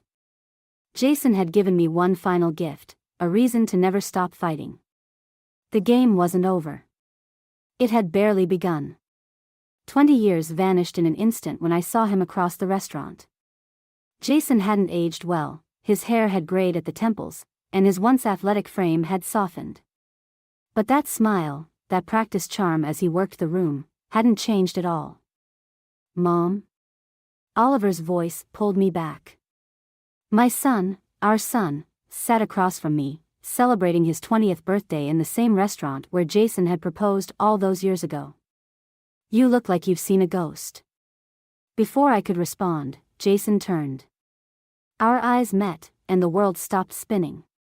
Recognition flickered across his face, followed by something else: calculation. Always calculating. He started walking toward our table. "Oliver," I said quietly, "whatever happens next, remember that I love you." "Mom," What? Well, well. Jason's voice was exactly as I remembered. Fiona Blake. You look comfortable. I felt Oliver tense beside me. And you look like a man who's been running for 20 years. Jason's smile didn't waver. Is this him? Is this my boy? I'm not your anything. Oliver's voice carried the same steel I'd heard in my own all those years ago. And this is a private dinner. Can't a father want to know his son? Jason pulled up a chair uninvited. We have so much to catch up on. Like the 2 million you stole? I kept my voice steady. Or the other families you destroyed? His expression hardened. Still bitter, Fiona? After all these years? Not bitter. I met his gaze. Just patient. Understanding dawned in his eyes. He glanced around the restaurant, probably noting the exits. You knew I'd be here. This restaurant's new owner is an interesting woman. I smiled. Lily sends her regards. Jason's charm cracked. You've been tracking me. For 20 years. Oliver's voice was cold. Every shell company, every false identity. Did you really think Mom would just give up? Henry Carter's been teaching him well, I added. He has quite a talent for financial forensics. Jason stood abruptly, but 2 men in suits appeared at his shoulders. Sir, one said quietly, please come with us. You can't prove anything. Jason's voice shook slightly. It's been too long. The statute of limitations doesn't apply to ongoing fraud. Oliver stood, and I saw Jason register how tall his son had grown, how confident he was. Which you've been committing across 3 continents. Did you think Dubai would protect you forever? This is what you taught him? Jason spat at me. To betray his own father? No. I stood too, feeling stronger than I had in years. I taught him about justice. About consequences. About being a man who keeps his promises. Mom taught me everything you didn't. Oliver's words cut like knives. Including how to wait for the right moment. The agents led Jason away, his protests fading into the murmur of the restaurant. I sank back into my chair, 20 years of tension draining away. Are you okay? Oliver touched my hand. I thought I'd feel different. I watched through the window as they put Jason in a car. More satisfied, maybe. Or vindicated. What do you feel? Tired. I turned back to my son, my brilliant, compassionate son who'd grown up without a father but never without love. And a little sad. For him, mostly. He never knew what he gave up. His choice. Oliver squeezed my hand. Not yours. My phone buzzed, a message from Henry. More of Jason's victims were coming forward, encouraged by his arrest. The house of cards was finally falling. Happy birthday, sweetheart. I managed a smile. I'm sorry it turned out like this. Don't be. Oliver's expression was serious. This was the best gift you could have given me. Not revenge, justice. For all of us. I watched my son, so different from his father, so much more than I'd ever dreamed possible, and felt the weight of 2 decades begin to lift. Jason was finally facing consequences, but that wasn't what mattered most. What mattered was sitting across from me, strong and whole despite everything. The game was ending, but something else was beginning. Something that felt a lot like freedom. Let's order dessert, I said. We have a lot to celebrate. The prison visiting room smelled of disinfectant and desperation. Jason sat across from me, his orange jumpsuit a jarring contrast to the designer suits he'd once worn. 3 weeks in custody had stripped away his polish, leaving something raw and unfamiliar beneath. You're my last hope, Fiona. His voice cracked. They're talking 20 years. 20 years of my life, gone. Like the 20 years you stole from others? I kept my voice neutral, watching his hands fidget on the table. I can make it right. He leaned forward, that old charm struggling to surface. I know where the money is. All of it. Help me make a deal, and everyone gets paid back. Everyone except Oliver. He flinched. I never meant to get caught. I finished. Or to have your son help bring you down. He's my son too. Anger flashed across his face. You turned him against me. No, Jason. You did that yourself. I pulled out a folder, copies of documents Lily had gathered over years. Just like you did with every other family you destroyed. His eyes fixed on the folder. Lily gave you those? She's been collecting evidence since before your wedding. Smart woman. I smiled slightly. She learned from your previous wives. Previous, understanding dawned in his eyes. Sarah Chen. The prosecutor. Your second wife. Though you never actually divorced her before marrying Lily, did you? I laid out photos, Jason with different women, different names. Different lives. Henry helped us find them all. 7 marriages, Jason. 7 families. It wasn't personal. Sweat beaded on his forehead. It was business. Investment opportunities. Tell that to the children. I pushed forward another photo, a group shot of kids ranging from teenagers to toddlers. Your children, Jason. All of them growing up without a father. He shoved back from the table. What do you want from me? Nothing. The word felt like freedom. I'm here because you asked to see me. Because you thought you could manipulate me one last time. Then why come? His mask cracked completely, showing genuine confusion. To show you what you threw away. I stood, gathering the photos. Oliver graduates law school next month. Top of his class. He's already been offered a position with the Financial Crimes Unit. Following in Henry's footsteps. Jason sneered. Playing hero? Being the man you never were. I met his gaze. The other kids? They're thriving too. Sarah's daughter is a doctor. Amanda's twins just started college. They all grew up strong, Jason. Not because of you, but because of the mothers who loved them enough to stay. Is that supposed to make me feel guilty? No. I headed for the door, then paused. It's supposed to make you understand what real wealth is. And why you'll always be poor. Fiona. His voice stopped me. I did love you. In the beginning. I turned back one last time. No, Jason. You loved what I could give you. There's a difference. What happens now? Now? I thought of Oliver, of the family we'd built without Jason. Now you face justice. Not just legal justice, but the kind that comes from knowing your son chose to be everything you're not. He'll regret it. Jason's final attempt at control. One day, he'll understand why I did what I did. No. I smiled, feeling decades of weight lift from my shoulders. He already understands. That's why he helped stop you. As I left the prison, my phone buzzed. A message from Oliver. Mom, dinner at Grandma and Grandpa's tonight. Henry and Lily are coming too. Family meeting about the foundation. The foundation, Oliver's idea to help families affected by financial fraud. Born from our pain, but growing into something beautiful. Something healing.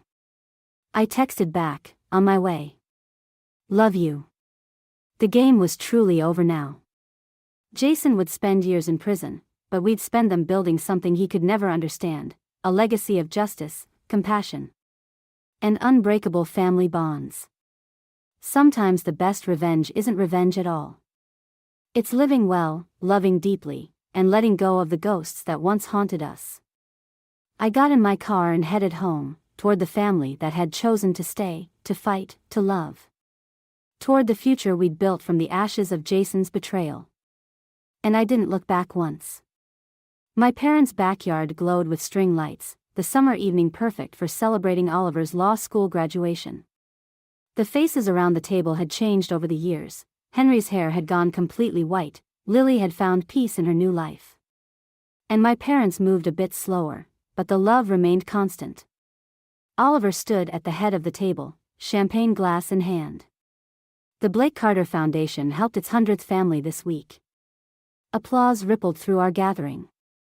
I watched my son, so tall, so sure of himself, and saw echoes of the baby I'd once promised to protect. But that's not why I called everyone together tonight. He reached into his pocket, producing an envelope. This came from the prison today. The air stilled. Henry leaned forward. Jason? He's dying. Oliver's voice stayed steady. Cancer. He wants to make amends, tell the truth about everything. After all this time? Lily's hand trembled as she reached for her water glass. He claims he has records of other victims we never found. Oliver met my eyes. He'll only talk to me. The old anger stirred, but it felt distant now, like thunder from a storm that had long passed.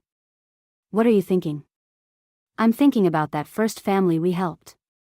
Oliver sat beside me. Remember?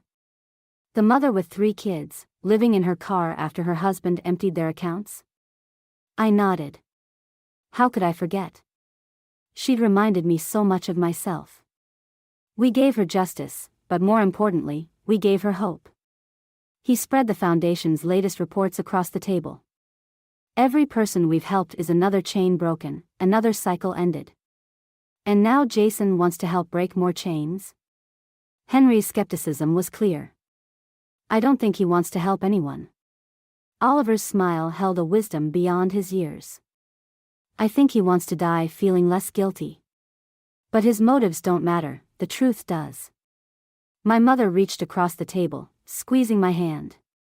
What do you think, sweetheart? I looked around at my family, not bound by blood or law, but by choice and love. At Henry, who'd taught Oliver to fight injustice with intelligence rather than anger. At Lily, who'd turned her pain into purpose. At my parents, whose unwavering support had given me strength when I had none. I think, I said slowly, that revenge was never the point. Justice was never about punishing Jason, it was about helping others heal. Oliver nodded. That's why I'm going to see him. Not for him, but for the families who still need answers. We'll go with you, Henry said, and Lily nodded in agreement. No. Oliver's voice was gentle but firm. I need to do this alone. Mom taught me that strength isn't about carrying burdens alone, but sometimes we have to face our ghosts by ourselves. I touched the empty chair beside me, the one we'd started leaving empty at family gatherings, not for Jason, but as a reminder of why we did this work. Your father gave us an unexpected gift, Oliver. He showed us what family isn't, so we could build what it should be. To family, my father raised his glass, in all its forms. As glasses clinked and conversation resumed, Oliver pulled me aside. Are you really okay with this, Mom? I looked at my son, this remarkable man who'd taken our pain and transformed it into purpose. I'm more than okay. I'm proud. Not because you're facing Jason, but because you're doing it for the right reasons. I learned from the best. He hugged me, and for a moment I felt the echo of that tiny baby I'd once promised to protect. The string lights swayed in the evening breeze, casting shifting shadows across our gathering. Tomorrow would bring new challenges, new stories of betrayal to unravel, new families to help. But tonight, in this garden filled with love and laughter, I finally understood, sometimes the greatest victory isn't in winning the game, but in changing its rules entirely. And we had done exactly that. I froze at the top of the stairs, my heart pounding in my chest. The sounds coming from our bedroom were unmistakable, a woman's giggle followed by my husband Ted's low chuckle. My hands trembled as I gripped the banister, willing myself to move. "Oh, Ted," a breathy voice cooed. "You're so bad." I felt bile rise in my throat. This couldn't be happening, not in our home, not in our bed. With shaky steps, I approached the partially open door. I should have turned and run, pretended I'd never heard a thing. But my body moved of its own accord, pushing the door wide. The sight before me knocked the wind from my lungs. Ted, my husband of 15 years, tangled in our sheets with a woman I recognized as Lisa from his office. Her head snapped up, eyes wide with shock. "Natalie?" Ted scrambled to cover himself, nearly tumbling off the bed. I can explain." I stood frozen, unable to form words as Lisa gathered her clothes, face flushed with embarrassment. "I'm so sorry," she mumbled, ducking past me and fleeing down the stairs. The slam of the front door jolted me back to reality. I turned to Ted, who was hastily pulling on his pants. "Explain?" I finally managed, my voice barely above a whisper. "Explain how you could do this to me? To our family?" Ted ran a hand through his disheveled hair. "Natalie, please. It's not what you think." "Not what I think." My voice rose, anger finally breaking through the shock. "I just caught you in bed with another woman, in our home." "Keep your voice down," Ted hissed. "The boys might hear." I laughed bitterly. "Oh, now you're worried about the boys? Where was that concern when you were screwing your coworker?" Ted's face hardened. "Maybe if you paid more attention to me instead of obsessing over the kids all the time, this wouldn't have happened." His words hit me like a slap. "Are you seriously blaming me for your affair?" "It's not an affair," Ted insisted. "It was a mistake, a one-time thing." "Don't lie to me," I spat. "I've seen the way you look at her at company parties. How long has this been going on?" Ted's silence was all the answer I needed. I sank onto the edge of the bed, my legs no longer able to support me. "I gave up everything for you," I whispered. "My career, my independence, and this is how you repay me?" "Natalie, please." Ted knelt before me, reaching for my hands. I jerked away from his touch. "We can work through this, for the boys' sake." The mention of our children snapped something inside me. I stood abruptly, nearly knocking Ted over. "Don't you dare use our sons as an excuse," I snarled. "You should have thought about them before you invited that woman into our bed." I stormed out of the room, Ted's pleas falling on deaf ears. In a daze, I found myself in the kitchen, gripping the edge of the counter as sobs racked my body. The sound of small feet on the stairs made me hastily wipe my eyes. 10-year-old Jake appeared in the doorway, his younger brother Ethan close behind. "Mom?" Jake's brow furrowed with concern. "Are you okay? We heard yelling." I forced a smile, my heart breaking at the worry in his eyes. "Everything's fine, sweetie. Mommy and Daddy just had a little disagreement." Jake didn't look convinced, but nodded slowly. "Okay, can we have some ice cream?" "Sure," I said, grateful for the distraction. As I scooped Rocky Road into bowls, my mind raced. What was I going to do? How could I face Ted after this? And most importantly, how would I protect my boys from the fallout of their father's betrayal? One thing was certain. Nothing would ever be the same again. I stared at the framed photo on my nightstand, a reminder of happier times. Ted and I on our wedding day, faces beaming with hope and love. How quickly things had changed. The bedroom door creaked open, and Ted's reflection appeared in the mirror. "Natalie, we need to talk," I turned, steeling myself. "About what? How you destroyed our marriage." Ted sighed, running a hand through his hair. "I know I messed up, but we can fix this. Remember how good we used to be together?" His words transported me back to our early days. I'd been a rising star at my marketing firm, burning the midnight oil to climb the corporate ladder. Then I met Ted. "You swept me off my feet," I said softly. "Made me believe in fairy tales." Ted's eyes lit up. "We can have that again. I'll do whatever it takes." I shook my head, the spell broken. "No, Ted, you don't get it. This isn't just about the affair. It's about everything that led to it." "What do you mean?" "Remember when you convinced me to quit my job?" I asked, anger rising. "You promised to take care of me, said we'd be partners, but that's not what happened, is it?" Ted's face darkened. "I provide for this family. What more do you want?" "A husband who respects me," I shot back. "Who doesn't treat me like a glorified maid and nanny." "That's not fair," Ted protested. "I work hard to give you and the boys everything." "Everything except your time and attention," I countered. "When was the last time we had a real conversation that wasn't about bills or the kids' schedules?" Ted fell silent, unable to meet my gaze. "I gave up my career for you," I continued, years of resentment pouring out. "And what did I get in return? A husband who's never home, who belittles my contributions, who seeks comfort in another woman's arms. I said I was sorry about Lisa, Ted mumbled. Sorry isn't enough, I exploded. Do you have any idea how it feels to discover your husband's betrayal in your own home? To realize that the life you've built is a lie? Ted's jaw clenched. You're not innocent in this, Natalie. You've been distant for years, always focused on the kids, never making time for us. His words hit like a punch to the gut. Are you seriously blaming me for your affair? I'm saying we're both responsible for the state of our marriage, Ted replied, his voice rising. But you're acting like I'm the only one at fault here. I laughed bitterly. Oh, I'm sorry. I didn't realize neglecting you justified sleeping with your coworker. That's not what I meant, and you know it, Ted growled. I'm trying to have an honest conversation here, but you're twisting everything I say. Honest? I scoffed. That's rich coming from you. How long would you have continued lying to me if I hadn't caught you? Ted's silence spoke volumes. That's what I thought, I said, turning away. I think you should sleep in the guest room tonight. Natalie, please, Ted pleaded. We can work through this, for the boys' sake, if nothing else. I whirled back to face him, fury blazing in my chest. Don't you dare use our children as an excuse. You should have thought about them before you invited that woman into our bed. Ted's face crumpled. I made a mistake.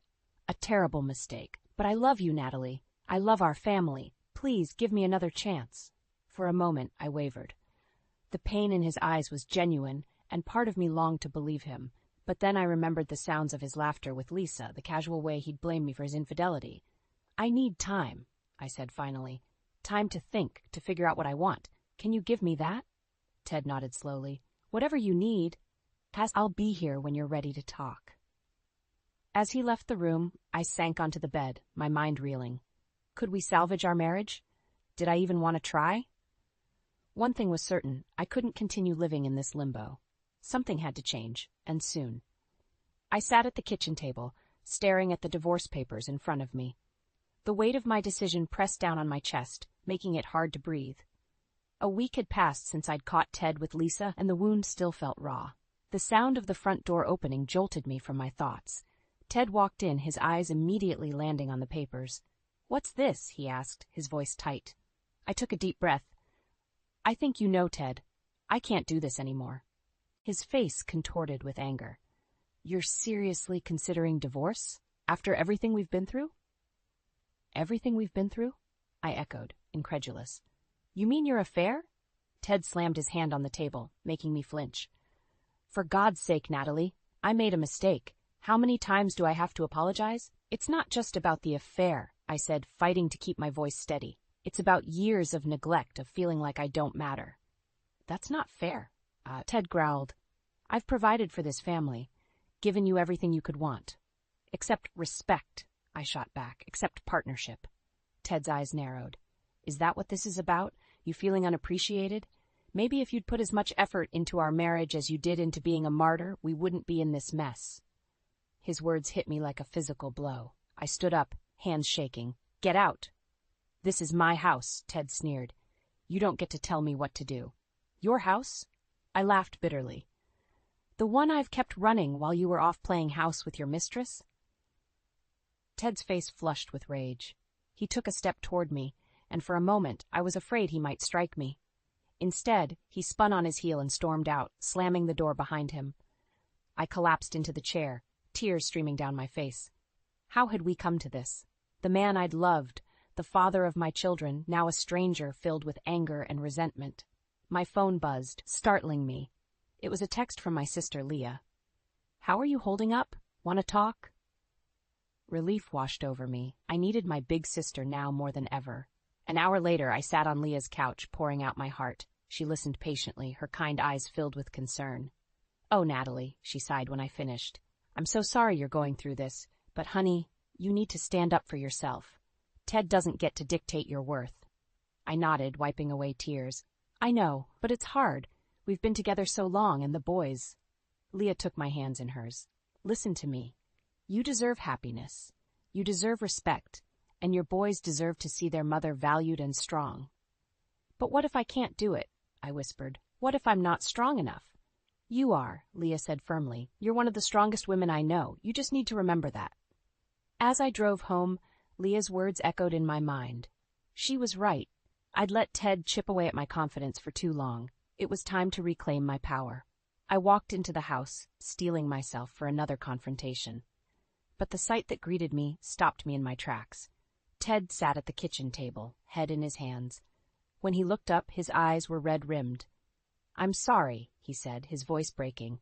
"For everything. You're right, I've been a terrible husband. I don't deserve you." For a moment, my resolve wavered. Part of me wanted to comfort him, to say we could work it out.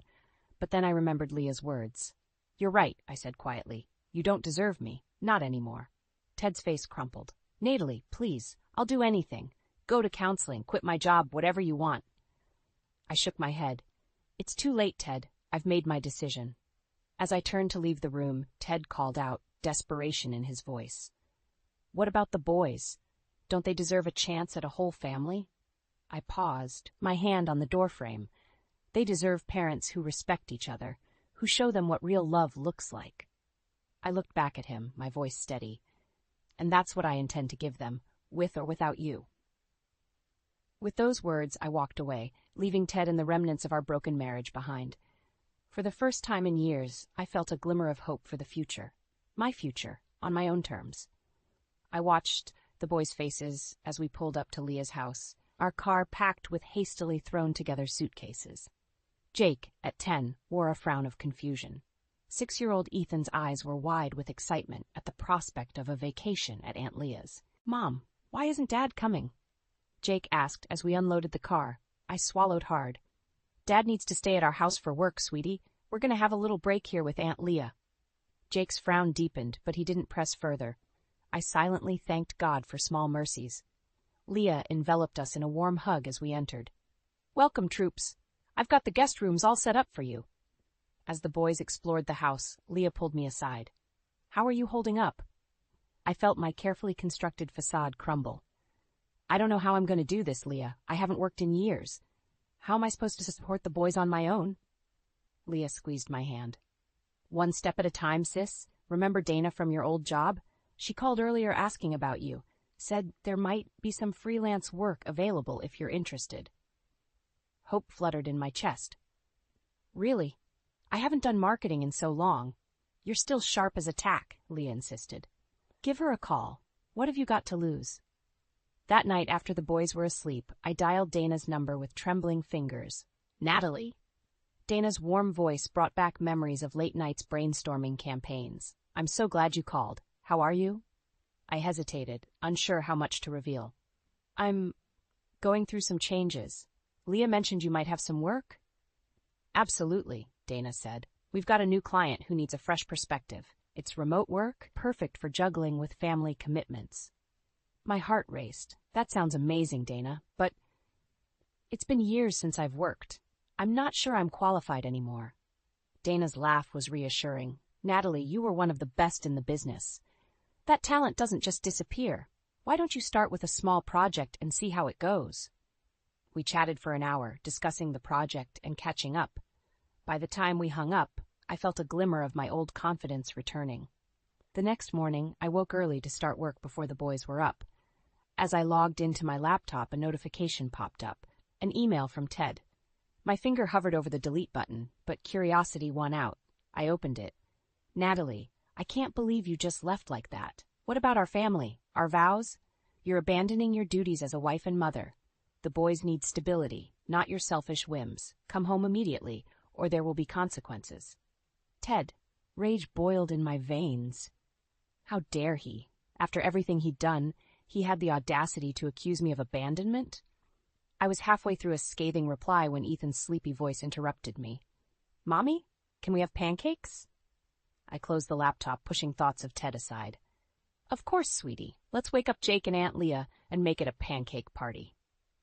As we gathered in Leah's sunny kitchen, the boys giggling as they mixed batter and made a mess, I felt a weight lift from my shoulders. This was what mattered, not Ted's accusations or my fears about the future. Later that afternoon, my phone buzzed with a text from Ted. "Where are you? We need to talk. Now." I stared at the screen, my thumb hovering over the reply button. Part of me wanted to lash out, to hurt him as he'd hurt me. But as I watched the boys playing in Leah's backyard, I knew I had to be the bigger person. I typed out a simple response. We're safe. I'll have my lawyer contact you about arrangements for the boys. As I hit send, a sense of calm washed over me. For the first time in years, I was taking control of my life. It wouldn't be easy, but with Leah's support and this new opportunity with Dana, I finally felt hope for the future. I closed my eyes, took a deep breath, and made a silent promise to myself and my sons. We would not just survive this, we would thrive. I was in the middle of a conference call with Dana and our new client when the doorbell rang. Leah answered it, and moments later I heard raised voices from the foyer. Where is she? Ted's angry voice carried through the house. My heart raced. I quickly muted my microphone and whispered to Dana, "Family emergency. I'll call you back." Stepping into the hallway, I saw Ted towering over Leah, his face red with anger. "Ted," I said, my voice steadier than I felt. "What are you doing here?" He whirled to face me. "What am I doing here? What are you doing here, Natalie? You can't just take the boys and disappear." "I told you we were safe," I replied, fighting to keep my voice calm. I needed time to think. Ted scoffed. "Think about what? How to destroy our family." Leah stepped between us. "I think you should leave, Ted. This isn't the time or place for this conversation." "Stay out of this, Leah," Ted snapped. "This is between me and my wife." "Don't talk to her like that," I said, anger rising in my chest. "Leah's been more supportive than you've been in years." Ted's eyes narrowed. "Oh, so that's what this is about? You feeling unsupported? I work my ass off to provide for this family, and this is the thanks I get." "Provide?" I laughed bitterly. "You mean control. You've spent years making me dependent on you, isolating me from my career, my friends." "I gave you everything," Ted shouted. "A beautiful home, vacations, the best schools for the boys, and you throw it all away for what? Some misguided notion of independence?" The boys appeared at the top of the stairs, wide-eyed and frightened. Seeing them, I made a decision. "Boys, go to your room," I said firmly. "Mom and Dad need to talk." Once they were out of earshot, I turned back to Ted. "This isn't working. I want a divorce." The words hung in the air between us. Ted's face paled. "You can't be serious." "I've never been more serious," I replied. "I've already spoken to a lawyer." "A lawyer?" Ted's voice rose again. "So you've been planning this all along? While I've been trying to save our marriage?" I shook my head. "Save our marriage? By blaming me for your affair? By trying to control my every move?" "I made a mistake with Lisa," Ted said, his tone softening. "But I love you, Natalie. We can work this out." For a moment, I wavered. Then I remembered the years of neglect, the constant belittling, the way he'd made me doubt myself. "No, Ted," I said quietly. "We can't. It's too late." Ted's face hardened. "Fine. If that's how you want to play it, I'll see you in court. Don't expect to take me for everything I'm worth." "This isn't about money," I replied. "It's about respect, something you clearly don't understand." As Ted stormed out, slamming the door behind him, I felt a weight lift from my shoulders. Leah wrapped me in a hug. "I'm proud of you, sis," she whispered. Upstairs, I found the boys huddled together on Jake's bed. "Is Dad gone?" Ethan asked, his voice small. I sat down, pulling them both close. "Yes, sweetie, Dad's gone home." "Are we going back?" Jake asked. I took a deep breath.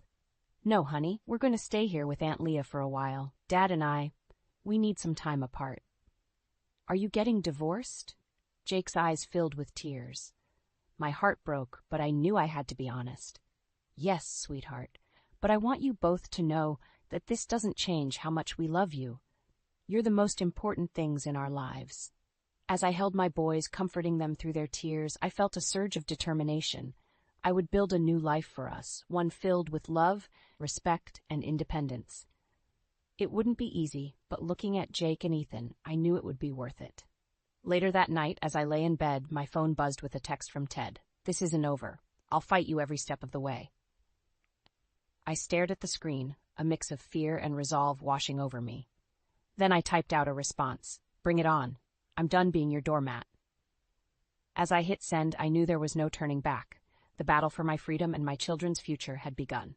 6 months had passed since I'd left Ted, and life had taken on a new rhythm. I'd thrown myself into work, quickly becoming one of Dana's most valuable freelancers. The boys were settling into their new school, making friends, and slowly healing from the upheaval of our family. I was in the middle of a crucial client presentation when my phone buzzed insistently. Ignoring it, I focused on my pitch. As soon as I ended the call, I saw a flurry of missed calls and texts from Leah. "Natalie, call me ASAP. It's about Ted." My heart raced as I dialed her number. "Leah, what's wrong?" "Ted's here," she said, her voice tight. "He's demanding to see the boys. Says he has court papers." I felt the ground shift beneath me. "What? No, that's impossible. We have a custody agreement." "He's saying you violated it by moving without his consent. Natalie, he's threatening to take the boys." Panic clawed at my throat. "I'm on my way. Don't let him near them." I sped to Leah's house, my mind whirling. How could this be happening? We'd been so careful with the legal arrangements.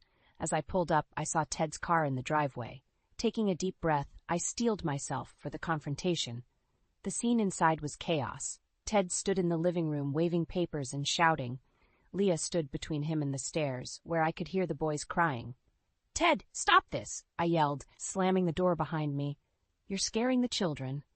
He whirled to face me, eyes blazing. "You've left me no choice, Natalie. You think you can just take my sons and cut me out of their lives?" "That's not what I'm doing," I said, fighting to keep my voice steady. "We have an agreement. You see them every other weekend." "An agreement you broke when you moved them without my permission," Ted snarled. "I have rights, and I'm going to exercise them." I snatched the papers from his hand, scanning them quickly. My blood ran cold. He was right. There was a clause about relocating without mutual consent.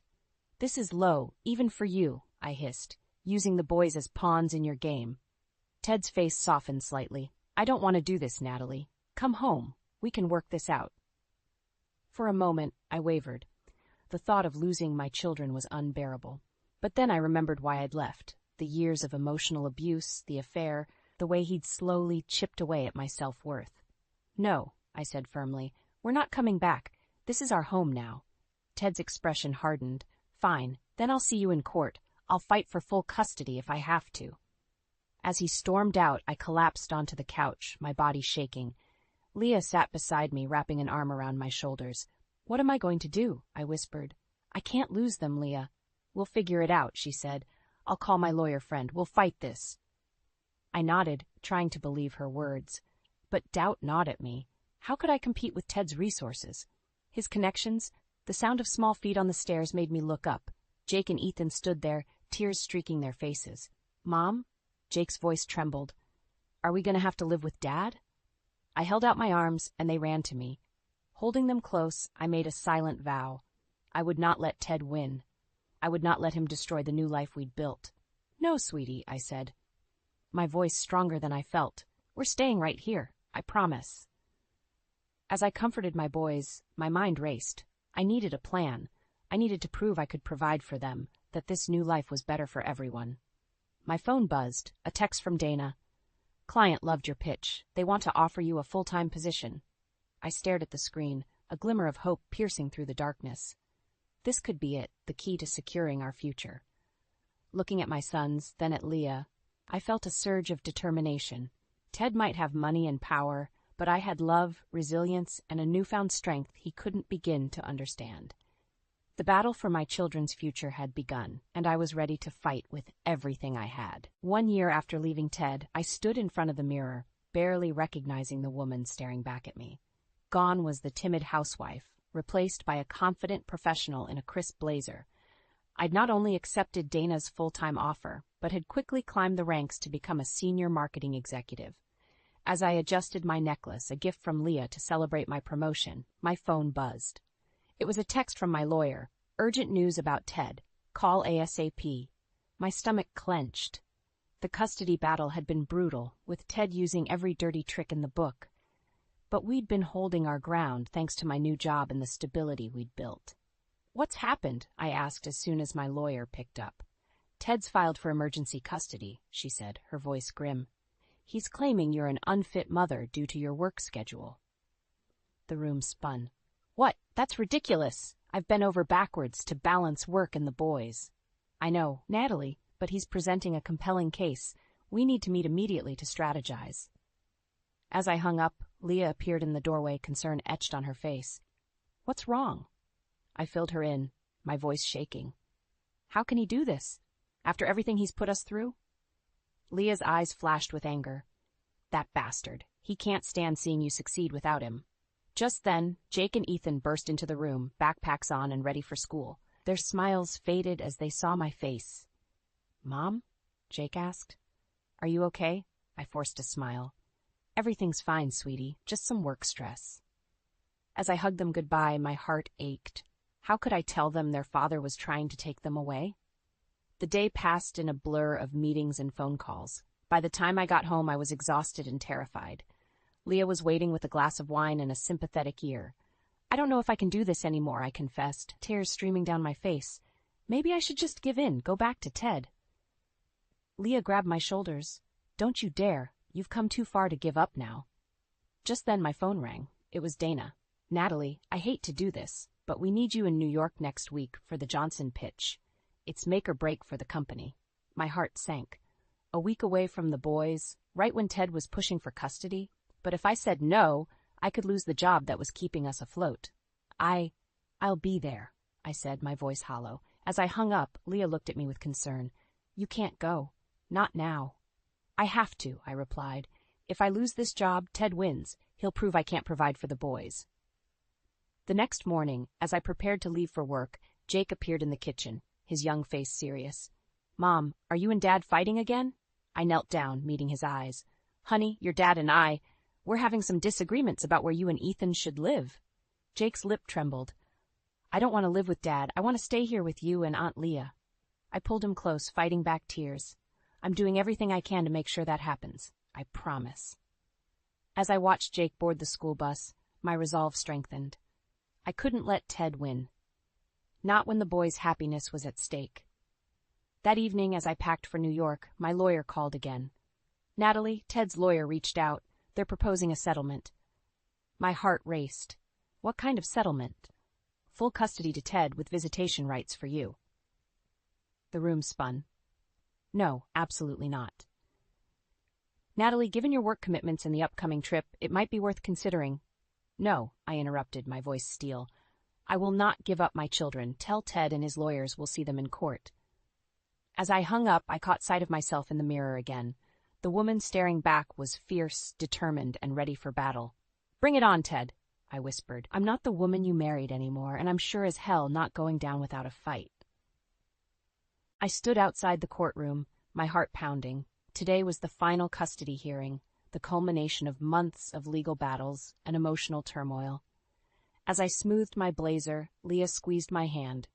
"You've got this, sis," she whispered. "No matter what happens in there, you've already won by becoming the strong woman you are today." I nodded, drawing strength from her words. As we entered the courtroom, I caught sight of Ted. He looked haggard, his once crisp suit rumpled, and his eyes bloodshot. For a moment, I felt a pang of sympathy, quickly replaced by steely resolve. The judge called the court to order, and Ted's lawyer began his final argument. He painted a picture of me as a career-obsessed mother who had abandoned her family. I clenched my fists, fighting the urge to scream out in protest. When it was my turn to speak, I stood tall, meeting the judge's eyes. "Your Honor, a year ago, I was a different woman. I had lost myself in a marriage that had become toxic and controlling. But leaving Ted wasn't about abandoning my family, it was about saving it." I gestured to the portfolio my lawyer had submitted. "In the past year, I've built a successful career, providing stability and financial security for my children. But more importantly, I've shown them what it means to be strong, to stand up for yourself, and to create a loving home." As I spoke, I saw Ted's face crumple. For the first time, I realized he wasn't just angry, he was broken. The judge listened intently, asking pointed questions about my work schedule and the boys' well-being. When she finally called a recess to consider her decision, I felt drained but hopeful. In the hallway, Ted approached me, his eyes red-rimmed. "Natalie, can we talk?" Leah started to intervene, but I held up a hand. "It's okay, I've got this." Ted and I found a quiet corner. He ran a hand through his disheveled hair. I'm sorry. For everything. I didn't realize how much I was hurting you, hurting our family, until it was too late." I studied his face, seeing the man I'd once loved beneath the anger and bitterness. "Ted, I'm sorry, too. Not for leaving, but for not being strong enough to stand up to you sooner. Maybe if I had, things would have been different." He nodded, tears in his eyes. "I've lost everything, Natalie. The company's on the verge of bankruptcy. Lisa left months ago, but losing the boys, that's killing me. In that moment, I saw our entire history flash before my eyes. The good times and the bad, the love and the pain. And I made a decision. Ted, I don't want to take the boys away from you. They need their father. But they also need a healthy, stable environment. Can we find a way to co-parent that doesn't involve courts and lawyers? Hope flickered in his eyes. You'd be willing to try? I nodded. For the boys, and for us, not as a couple, but as parents who want the best for their children. When the judge called us back in, we approached her together. Our lawyers looked confused as we explained our desire to work out a co-parenting agreement outside of court. The judge smiled. I'm pleased to see you both putting your children's needs first. I'll grant a continuance to allow you to work out the details. But, she added, her gaze stern, if you can't come to an agreement, I will make a final ruling. As we left the courthouse, I felt a weight lift from my shoulders. Leah was waiting, her face a mix of concern and curiosity. Are you sure about this? She asked as I explained what had happened. I nodded, watching Ted walk to his car. It won't be easy, but it's the right thing to do. For all of us. That evening, as I tucked the boys into bed, Jake looked up at me with serious eyes. Mom, is Dad coming back? I sat on the edge of his bed, choosing my words carefully. No, sweetie, Dad and I aren't getting back together. But we're going to work on being better parents to you and Ethan. You'll still see Dad regularly, and we'll all work on being a family, just in a different way. Jake nodded, seeming to understand. As I kissed him goodnight, I felt a sense of peace wash over me. Later, standing on Leah's porch and looking up at the stars, I reflected on the journey of the past year. I'd lost a husband but found myself. I'd faced my greatest fears and come out stronger. And most importantly, I'd created a new kind of family, one built on love, respect, and resilience. As I breathed in the cool night air, I smiled. The road ahead wouldn't be easy, but for the first time in years, I was excited about the future, my future, our future. And it was bright with possibility. The spatula clattered to the floor, splattering pancake batter across my freshly mopped kitchen tiles. I stared at the mess, fighting back tears of frustration. This was supposed to be easy. How hard could it be to make a simple breakfast? Everything okay in there, hon? Ben called from the dining room. I plastered on a smile he couldn't see. Just peachy. Be ready in a jiffy. Grabbing paper towels, I frantically wiped up the spill. My phone pinged with a notification, another comment on my latest blog post about effortless entertaining. If they only knew. I tossed the soiled towels and retrieved a clean spatula, determined to salvage this disaster. The griddle sizzled as I poured fresh batter, praying for edible results. Ben appeared in the doorway, looking annoyingly handsome in his tweed jacket. Ellie, we're running late. I have that faculty meeting, remember? I know. Just give me 5 more minutes. I flipped a slightly burnt pancake onto a plate, wincing at its sad appearance. He frowned, eyeing the mess. Maybe we should just grab something on the way? Did you forget to set an alarm again? I bit back a retort. No, I've been up since 6. These things just take time. 6? He raised an eyebrow. What have you been doing all morning? The accusation in his tone made my cheeks burn. I gestured at the immaculate living room, visible through the archway. Cleaning, obviously.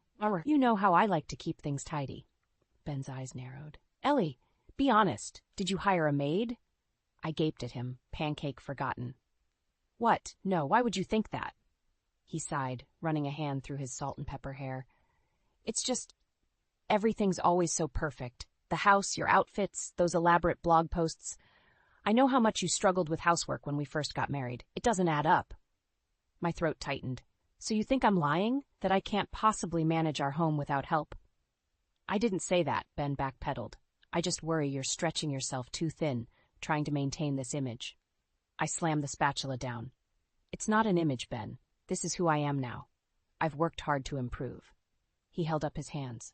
Okay, I'm sorry. I shouldn't have accused you. But the damage was done. I turned away, blinking back tears. Your pancakes are ready. I need to get dressed. I fled upstairs, leaving Ben calling after me. In our bedroom, I collapsed onto the bed, my carefully constructed world crumbling around me. My phone buzzed again. Another glowing comment, praising my seemingly effortless life. If they only knew the truth, How I spent hours scrubbing and re-scrubbing, how I practiced recipes late into the night, how I agonized over every word and photo on my blog. I'd worked so hard to become the perfect wife, the envy of our social circle. And now Ben thought it was all fake? Anger bubbled up, replacing the hurt. I'd show him. I'd prove I could do it all, be the ideal homemaker and a successful career woman. Squaring my shoulders, I marched to the closet and selected a crisp white blouse and pencil skirt. I touched up my makeup, erasing any trace of distress. Downstairs, Ben was finishing his pancakes. He looked up guiltily as I entered. Ellie, I'm sorry. I shouldn't have. I cut him off with a bright smile. Water under the bridge, darling. Now, don't you have a meeting to get to? He blinked, thrown by my sudden change in demeanor. Right. Yes. I handed him his briefcase and kissed his cheek. Have a wonderful day, sweetheart. I'll see you tonight. As the door closed behind him, my smile faded. I pulled out my phone, fingers flying over the keys as I composed a new blog post. 5 simple steps to a spotless home, I typed. Number 1, start with a positive attitude. I paused, a devious glint in my eye. Oh, I'd show Ben just how capable I could be, and I'd do it with a smile. I stood in the kitchen, scrubbing furiously at an already spotless counter. The events of the morning replayed in my mind, Ben's accusation echoing like a broken record. How dare he question my abilities, my dedication? The front door opened, and I tensed. Ben's footsteps approached, hesitant. Ellie, he called. Can we talk? I turned, forcing a smile. Of course, darling. How was your meeting? He frowned, clearly thrown by my cheerful demeanor. It was fine. Look about this morning. Water under the bridge, I chirped, turning back to my task. No, it's not. Ben's hand on my arm stopped me. We need to discuss this. I faced him, my smile slipping. Discuss what exactly? How you don't trust me? How you think I'm incapable of managing our home? He sighed. That's not what I meant. I'm just concerned. You're always so perfect. It's not natural. My jaw clenched. So now I'm too good at being a wife? Make up your mind, Ben. That's not. He ran a hand through his hair. I missed the old Ellie, the one who burned dinner and left laundry in piles, the one who didn't obsess over every little detail. I recoiled as if slapped. The old Ellie wasn't good enough for you. Remember? You were always complaining about the mess, about eating takeout every night. I never meant for you to change completely. Ben's voice rose. I just wanted you to try a little harder. But this perfect housewife act, it's not you, Ellie. Act? I spat the word. You think this is an act? I've worked my ass off to become this person, to be the wife you wanted. Ben's eyes widened. I never asked for this. I want my wife back, not some Stepford robot. The room spun. I gripped the counter, knuckles white. So what do you want from me, Ben? To be a slob? To fail at everything? He reached for me, but I flinched away. I want you to be yourself. To relax. To let me help around the house instead of doing everything yourself. I laughed bitterly. Oh, that's rich. Now you want to help? After years of criticizing my efforts? I never. Save it. I held up a hand. I don't need your help. I'm managing just fine on my own. Ben's expression hardened. Are you? Really? Because I'm starting to wonder if you've hired someone to help. A maid, maybe? Or a ghostwriter for your blog? The accusation hung in the air, sharp as a knife. I stared at him, speechless. That's what I thought, Ben said quietly. Ellie, this has to stop. You're running yourself ragged trying to maintain this facade. It's not a facade, I shouted, surprising us both. This is who I am now. Why can't you accept that? Ben's shoulders slumped. Because I don't recognize you anymore, and I'm worried about what this obsession is doing to you. To us. I turned away, blinking back tears. Maybe you never knew me at all. The silence stretched between us, a chasm widening with each passing second. Finally, Ben spoke. I have an idea. Why don't you spend some time with my mother? Learn from her? She's always been great at balancing everything. I whirled around, incredulous. You want me to shadow your mother? Like some kind of trainee housewife? That's not what I meant. No, I think that's exactly what you meant. My voice was ice. You don't think I can do this on my own. You think I need Mommy to show me how to be a proper wife. Ben's face flushed. That's not fair. I'm trying to help. Well, don't. I grabbed my purse from the counter. I don't need your help, and I certainly don't need your mother's. Ellie, wait. But I was already out the door, slamming it behind me. As I stormed down the driveway, my phone buzzed. Another notification from my blog. You're such an inspiration, the comment read. How do you do it all? I laughed, the sound bordering on hysterical. If they only knew. If Ben only knew. One thing was certain. I'd show them all just how capable I could be, no matter what it took. The doorbell chimed, shattering my concentration. I glanced at the clock, frowning. Ben wasn't due home for hours, and I wasn't expecting anyone. Wiping flour-covered hands on my apron, I hurried to answer. My heart sank as I opened the door. Hannah, Ben's mother, stood on the porch, a bright smile on her face. "Surprise, dear," she chirped, sweeping past me into the foyer. "I thought I'd pop by for a visit." I plastered on a smile, panic rising in my chest. "Hannah, what a lovely surprise. I'm afraid you've caught me in the middle of baking." She waved a dismissive hand. "Oh, don't worry about me. I'll just have a look around while you finish up." Before I could protest, Hannah was off, inspecting every nook and cranny of our home. I trailed behind, frantically searching for any imperfection she might criticize. To my shock, Hannah's comments were nothing but praise. "Oh, Ellie, the living room is immaculate, and look at how you've organized the bookshelves. Simply charming." I blinked, unsure how to respond. "Thank you, and the kitchen!" Hannah exclaimed as we entered. "My goodness, it's spotless. You must work so hard to keep everything in such perfect order." A lump formed in my throat. This was the validation I'd been craving, but it felt hollow coming from Hannah.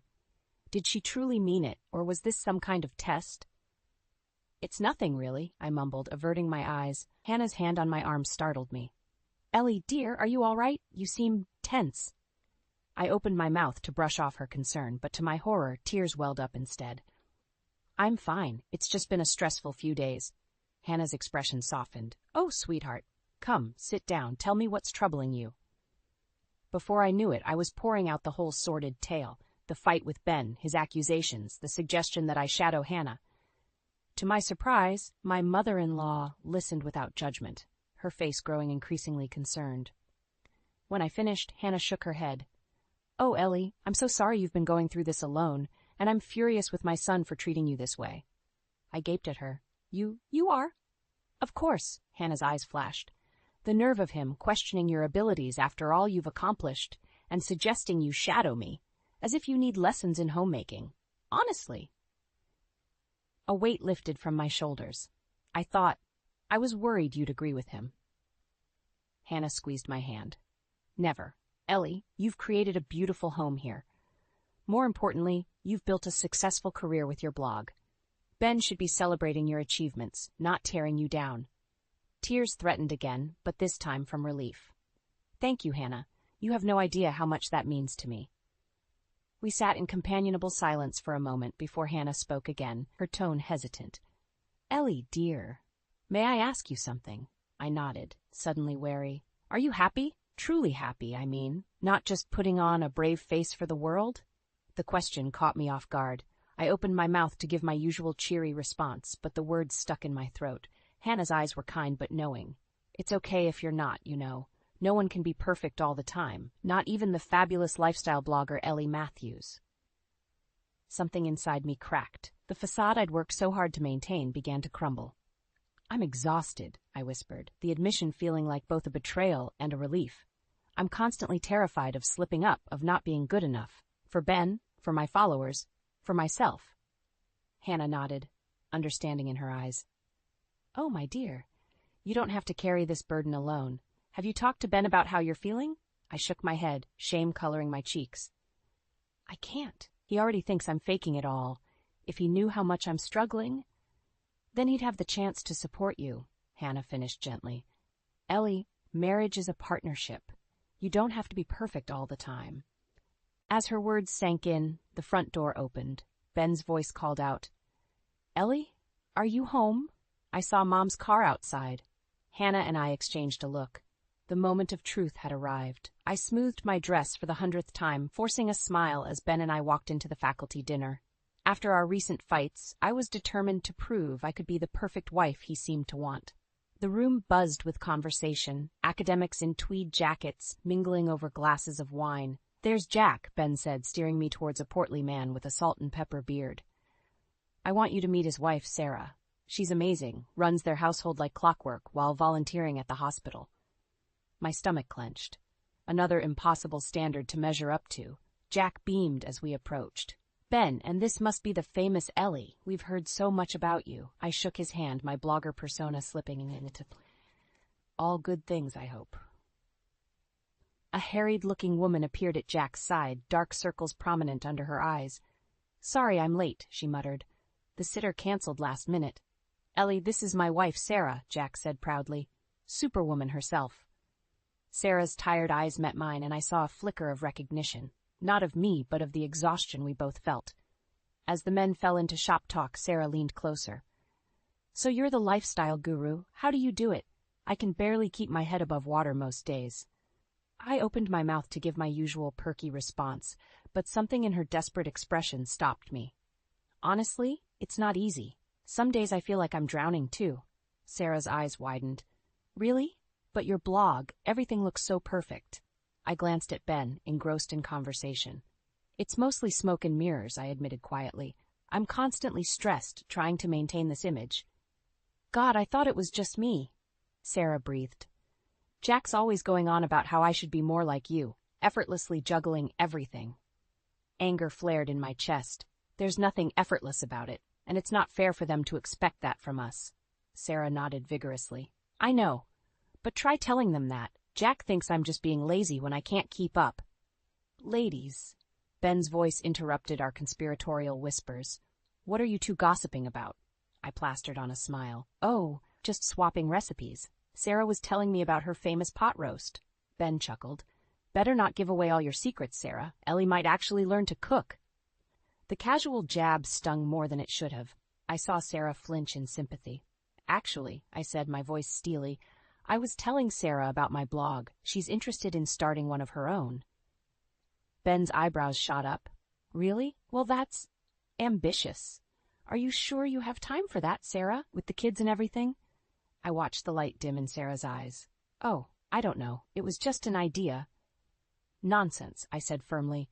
You absolutely could do it. I'd be happy to help you get started. Ben frowned. Ellie, don't go putting ideas in her head. Sarah's got enough on her plate already. Something snapped inside me. And what exactly is that supposed to mean, Ben? That women like us can't have aspirations beyond keeping house? The conversation around us quieted. Ben's face flushed. That's not what I meant. I just think. I know exactly what you think, I hissed. That we should be satisfied with being perfect little housewives, right? Never mind our own dreams or ambitions. Ellie, please, Ben muttered, glancing around nervously. You're making a scene. I laughed bitterly. Heaven forbid I embarrass you in front of your colleagues. Well, don't worry, I won't stay to tarnish your reputation.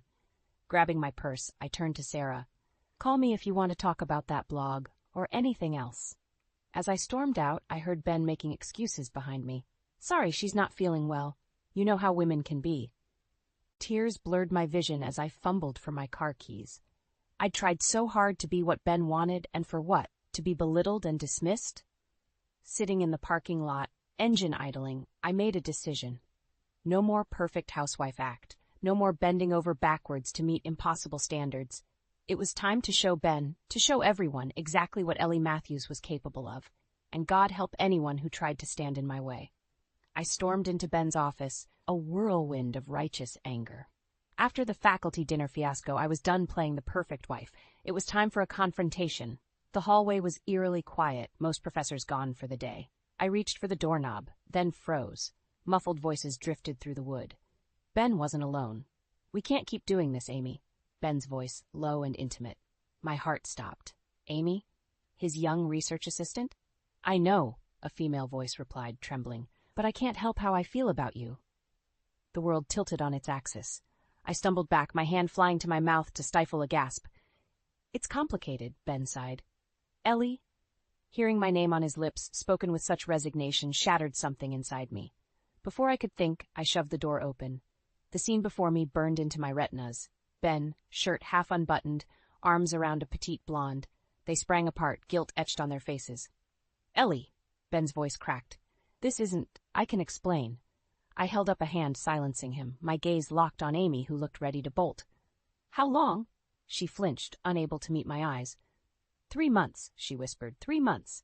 While I'd been killing myself to be the perfect wife, he'd been... A hysterical laugh bubbled up. Ellie, please, Ben pleaded. It was a mistake. It didn't mean anything. Didn't mean anything, I echoed, my voice dangerously calm.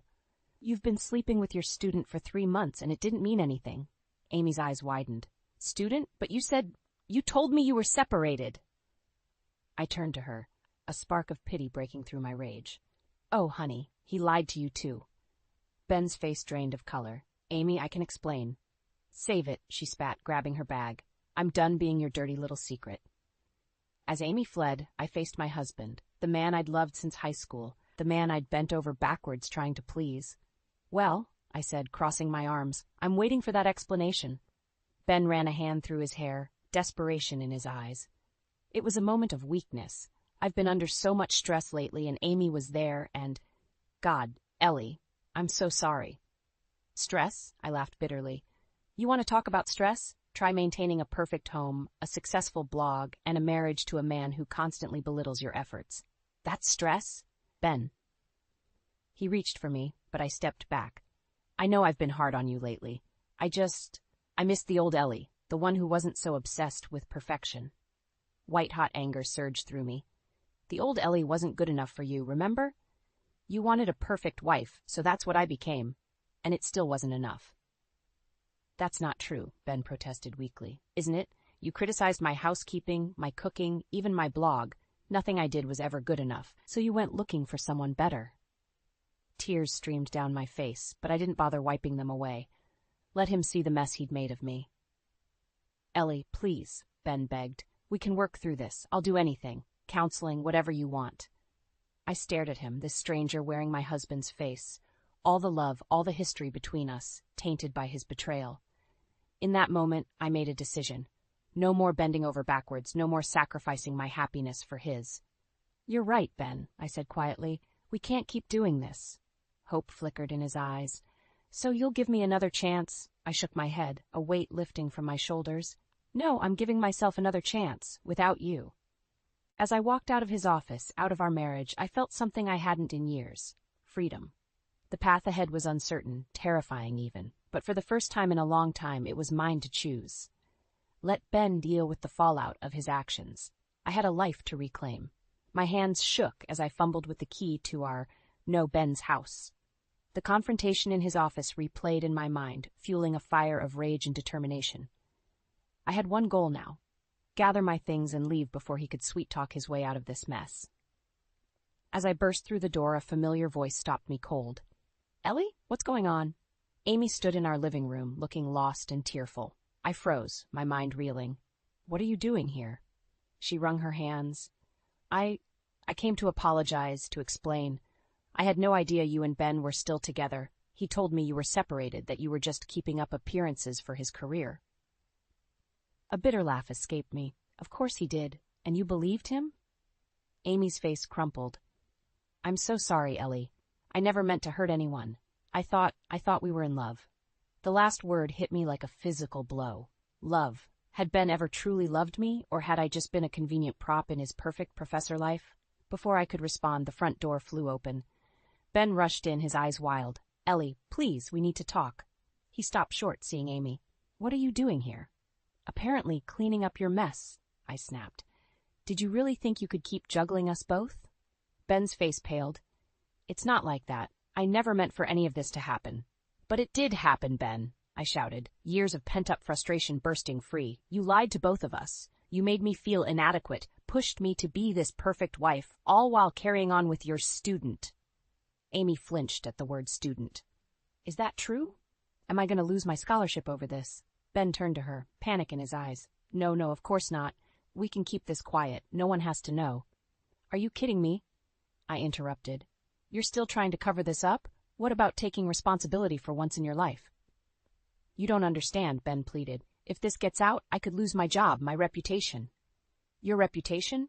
Amy's voice rose, hysteria edging in. What about my future? My career? God, I'm such an idiot. As they argued, a calm settled over me. I'd spent so long trying to be what Ben wanted, I'd lost sight of myself. But now, watching him scramble to salvage his carefully constructed image, I saw him clearly for the first time. Enough, I said quietly. They both turned to me, startled by my tone. This ends now. Ben stepped towards me, desperation in his eyes. Ellie, please, we can work this out. I'll do anything. Just don't. Don't what, Ben? Don't tell the truth. Don't shatter your precious reputation. I shook my head. I'm done protecting you. I'm done being your perfect little wife. I turned to Amy, who looked ready to bolt. You should go to the dean, report what happened, protect yourself and your future. Ellie, no, Ben shouted. You can't do this to me. Something snapped inside me. I can't do this to you. What about what you've done to us? To our marriage, to Amy's trust? I grabbed my phone, fingers flying over the keys. You want to talk about reputations? Let's see what your colleagues think when they read my next blog post. Living my truth, how I discovered my husband's affair and found myself. Ben lunged for the phone, but I danced away. Don't you dare, he growled. Or what? I challenged. You'll belittle me some more? Make me feel small and inadequate? Those days are over, Ben. As I hit publish, a weight lifted from my shoulders. Ben's face contorted with rage and fear, but I felt only relief. It's done, I said quietly. The truth is out there now. Deal with the consequences. I turned to leave, but Ben grabbed my arm. You've ruined everything, he hissed. As I stared into the eyes of the man I once loved, now a stranger, I realized this was far from over. The real battle was just beginning. I stood on Hannah and George's doorstep, my heart pounding. The weight of what I was about to do threatened to crush me, but I steeled myself. There was no going back now. Hannah opened the door, her smile fading as she took in my tear-stained face. Ellie? What's wrong, dear? I couldn't hold it in any longer. The whole sordid tale came pouring out, Ben's affair, the confrontation, my blog post exposing it all. By the time I finished, we were sitting in their living room, Hannah's arm around me while George paced, his face thunderous. I'll kill him, George muttered. My own son? How could he do this? Hannah squeezed my hand. What do you need from us, Ellie? I took a deep breath. I want a divorce. And I need your support. Ben's going to fight this, I know it. The words hung in the air, heavy with finality. Hannah and George exchanged a look, years of unspoken communication passing between them. Of course we support you, Hannah said firmly. What Ben did is unforgivable. Relief washed over me, followed quickly by guilt. I'm so sorry. I never wanted to come between you and your son. George stopped pacing, his expression softening. You didn't, Ellie. Ben did that all on his own. Just then, my phone buzzed. A notification from my blog, comments pouring in on my latest post. I hesitated, then opened it. Oh my God, I whispered. What is it? Hannah leaned in, concerned. I showed her the screen, my hands shaking. My post. It's gone viral. Thousands of shares, hundreds of comments, women sharing their own stories of infidelity and empowerment. As I scrolled, another notification popped up. An email from a major publishing house expressing interest in turning my story into a book. I don't understand, I said, overwhelmed. How did this happen so fast? George chuckled. You underestimate your influence, Ellie. Your blog has quite the following. The realization hit me like a tidal wave. All those years of curating the perfect image, and it was my moment of raw honesty that resonated the most. Before I could process it, my phone rang. Ben's name flashed on the screen. Don't answer it, Hannah advised, but I shook my head. I have to face him sometime. I took a deep breath and answered. Hello. How dare you? Ben's voice was low, dangerous. Do you have any idea what you've done? The dean's called an emergency meeting. My career is on the line. Anger flared in my chest. Your career? What about my life, Ben? The years I wasted trying to be perfect for you. Perfect? He scoffed. You were suffocating me with your obsession, and now you've ruined everything. I hope you're happy. The line went dead. I stared at the phone, numb. Ellie? Hannah's voice seemed far away. What did he say? I looked up, meeting their concerned gazes. He blames me for everything. George's face darkened. That boy never could take responsibility for his actions. But he's right, I whispered. I did ruin everything. Our marriage, his career. Hannah took my hands firmly. No, Ben ruined those things when he chose to betray you. You simply told the truth. As her words sank in, another email notification pinged. This time, from our joint bank account. My blood ran cold as I read the message. He's emptied our accounts, transferred everything to a private account in his name. The room spun. Years of savings gone in an instant. My entire life dismantled in a matter of hours. That's it, George said, reaching for his phone. I'm calling our lawyer. I stared at the email, Ben's final act of betrayal burning into my retinas. In that moment, I realized the true battle was just beginning. Ben wouldn't go down without a fight, and neither would I. No, I said, my voice steadier than I felt. I'll call my own lawyer. It's time I stood on my own 2 feet. As I dialed the number, a strange calm settled over me. The life I'd known was over, but a new one was just beginning. And this time, I'd be the one in control. I stood in the courtroom, my heart pounding as the judge prepared to deliver her verdict. Months of bitter legal battles had led to this moment. Ben sat across the aisle, his once handsome face haggard and resentful. In the matter of Matthews versus Matthews, the judge began, her voice echoing in the tense silence, this court finds in favor of the plaintiff, Ellie Matthews. A collective gasp rippled through the room. I closed my eyes, relief washing over me like a tidal wave. Furthermore, the judge continued, given the evidence of financial misconduct, Mr. Matthews is ordered to repay all funds illegally transferred from joint accounts, plus interest. I opened my eyes to see Ben's face contort with rage. He leapt to his feet, shouting, "This is outrageous! She ruined my career, and now you're taking everything?" "Mr. Matthews, control yourself or I'll hold you in contempt," the judge warned. As Ben sank back into his seat, defeated, I felt a weight lift from my shoulders. It was over. I was free. Outside the courthouse, Hannah and George enveloped me in a warm embrace. "We're so proud of you, Ellie," Hannah whispered, tears in her eyes. "Thank you," I said, my voice thick with emotion. "I couldn't have done this without your support." As we turned to leave, a familiar voice called out. "Ellie, wait!" Ben approached, his expression a mix of anger and desperation. "Can we talk? Please?" I hesitated, then nodded to Hannah and George. "I'll be fine," I assured them. Once alone, Ben's facade crumbled. "I'm sorry," he said, his voice breaking. "I know I messed up, but isn't there any way we can fix this? Start over?" For a moment, I saw a glimmer of the man I'd fallen in love with all those years ago. But then I remembered the lies, the betrayal, the years of feeling inadequate. "No, Ben," I said softly. "We can't go back. Too much has changed." "Because of your blog?" he scoffed. "Your newfound fame?" I shook my head. "Because I've changed. I'm not the woman who bent over backwards trying to please you anymore. I like who I've become." Ben's face hardened. "So that's it? You're just going to throw away 15 years of marriage?" "You threw it away," I corrected him gently. "I'm just picking up the pieces and building something new." As I turned to walk away, Ben called out, "You'll regret this, Ellie. You need me." I paused, looking back at him one last time. "No, Ben, I don't. And that's the most liberating thing I've ever realized." Weeks later, I sat in my new apartment, surrounded by boxes yet to be unpacked. My laptop glowed with the final draft of my book, part memoir, part self-help guide for women reclaiming their lives. A notification pinged, another message from my blog's community. Women sharing their own stories of empowerment, thanking me for giving them courage. Tears pricked my eyes as I read their words. All those years of curating a perfect image, and it was my raw, honest truth that resonated the most. My phone buzzed. A text from Sarah, Jack's wife. "Coffee tomorrow? I have big news." I smiled, remembering our conversation at the faculty dinner. She'd started her own blog, inspired by my journey.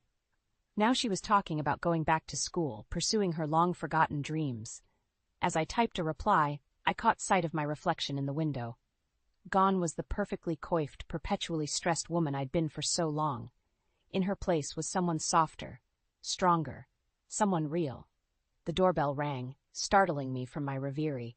I opened it to find Hannah, arms laden with groceries. "I thought you might need some help settling in," she said with a warm smile. "You didn't have to do that," I protested, but she waved me off. "Nonsense. You're family, Ellie. That hasn't changed." As we unpacked the groceries, chatting and laughing, I felt a profound sense of peace settle over me. My life hadn't turned out the way I'd planned, but maybe that was okay. I'd lost a husband, but gained a true family. Lost a facade, but found my authentic self.